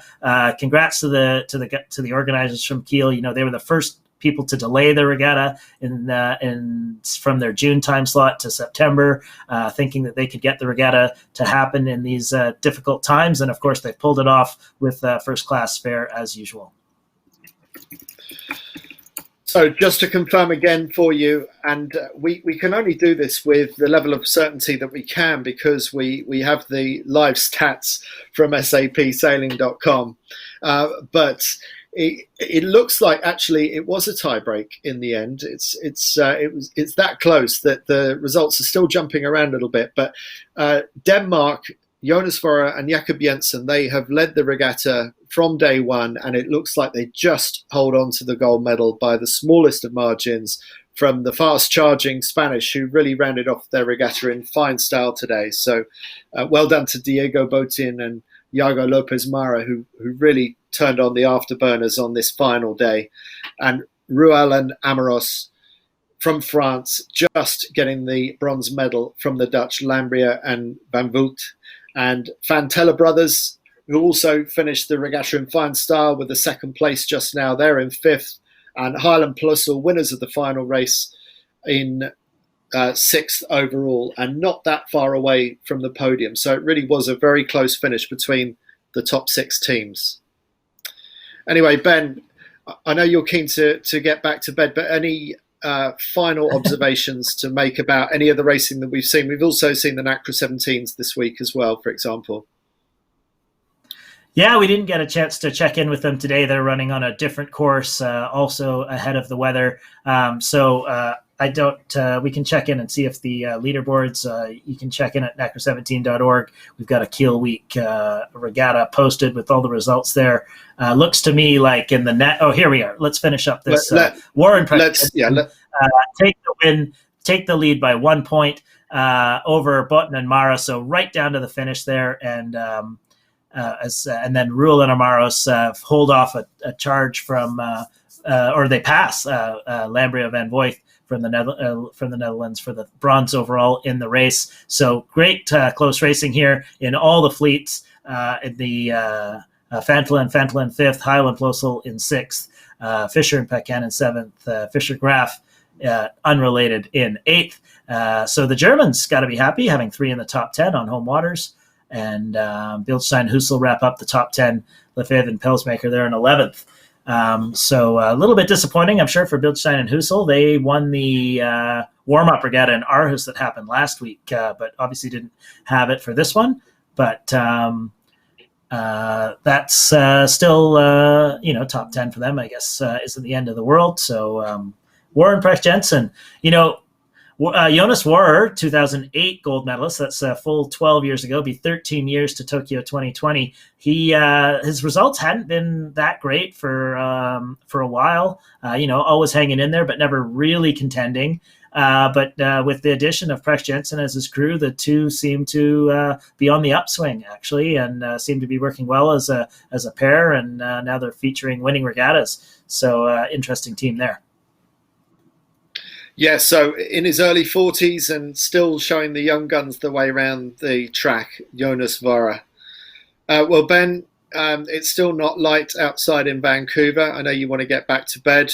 And us in Europe, we've still got pretty much a whole day ahead of us. Good races today. Sounds like we might be able to get an interview. Just hang on a moment. We just got the American boat on the line, so I guess that was a deciding moment. But we didn't know, and it was only 1 point. But even if you were equal, you would have been better because you won more. Okay. So it wasn't that close. But still, you have to be lucky on a big regatta like that, right? Yeah, I mean we've been really consistent during the whole series. Haven't had the best races the last 2 days, but still being consistent, and I guess 1 point is enough. That's fair enough. That's good enough. And it's only the thing is, you come from Aarhus. I mean, you could sail home, but this is home to you, right? There's no big difference, is it? I think it's quite similar to the conditions we have in Aarhus, so we like sailing in Kiel. Yeah, so you won 2 years ago, now you won again. Now you're going to Tokyo. How does that feel? That's very nice. I mean, this is the first big regatta we've had for a very long time because of the corona, so I'm very happy to close it out with a win here. That it gives us a good feeling going to Tokyo. It's not easy playing reporter, right? Do you have family back home that watch our program and that cheer you up and send you messages? Oh yes. Yeah, definitely. You're Danish heroes, right? Sometimes. Okay. When we do well. Yeah, guys. Say it again? Jonas is a Danish legend with the mask break and everything. It's an honor to speak to legends, guys. Thank you so much. Hope to see you in Tokyo. Hope everything is going to work out then. And thanks for hanging on to us. I know this is a hassle with the wind and the waves, but you're cool guys. You're great sailors. Thanks a lot, guys. Thank you so much. Look forward to next year. Yeah. Look forward to next year, he said. So, Ben, they are very pleased to have got some regatta practice in and for the first major regatta back in the coronavirus era to actually win that regatta. How many more competitive opportunities do you think there will be between now and the Tokyo Games in July next year? It's an impossible question to throw at you, but I'm going to ask you anyway. Yeah, I'm optimistic. I think we're going to have our European Championship here in a couple of weeks. I'm sure most of the fleet here will pack up shortly and drive down the road to Austria. And then I'm optimistic that the spring season can happen in Europe. I think people around the world are learning how to live with the coronavirus happening, and then hopefully before too long we can solve it in a more permanent fashion. But I'm optimistic the regattas are still going to find a way to happen, and sailing is essentially an isolated sport. When we're on the water, we're isolated from everyone but our sailing partners. So then it's just a matter of minimizing activities on shore and staying safe on shore, which the whole world is learning how to do. So I'm optimistic that we can at least regain a semblance of a competitive season, and that I'm also optimistic that the Tokyo Olympics can happen, maybe with a few less fans in attendance in person, but with everyone watching around the world. So, I've always been optimistic, so remain able to be proven wrong. But I think there'll be a full season in the spring and then an excellent Tokyo regatta. I think regardless of where they finished in the regatta, there's an awful lot of sailors that are grateful that Kieler Woche 2020 went ahead this year. It has shown that it is possible to make it happen, and Kieler Woche has worked very hard on its systems to make sure that everybody is safe as far as social distancing is concerned on the shore. And in terms of the racing, well, you wouldn't know it was any different to any other year. It's been the same high quality, and you'd hardly know that these sailors have had 6 months or more break from competitive action, the way that they were throwing the boats around the racetrack today. So it doesn't look that different, does it? No, I mean, I don't know if you how closely you were watching, but they cut away to a couple highlights of the show of the race while they were interviewing Jonas there, and very breezy fairway, a couple boats underneath him, and he just sort of casually looks back and surveys what's happening around him as he's controlling his 49er at 20 knots of boat speed and looking very comfortable out there, showing all the veteran guile he's got after being in the class for so long, and couldn't ask for a nicer group of guys to be moving into contention here for Tokyo and to take the regatta here in Kiel this year. Well, Ben Ramoka, thanks for getting up so early these past few days on a really brutal time on Vancouver time. Thank you to you. Thanks to the German magicians behind the scenes that have managed to make this remote commentary happen. And so they lost a drone in the water today. We didn't get all the overhead shots that we wanted, but still fantastic coverage. Thanks for watching. I'm Andy Rice with Ben Ramoka. We're going to sign off. We look forward to seeing you somewhere at another regatta somewhere soon. And let's keep this Olympic show on the road for Tokyo 2021. Thanks very much, Kieler Woche 2020. And we will see you again next year.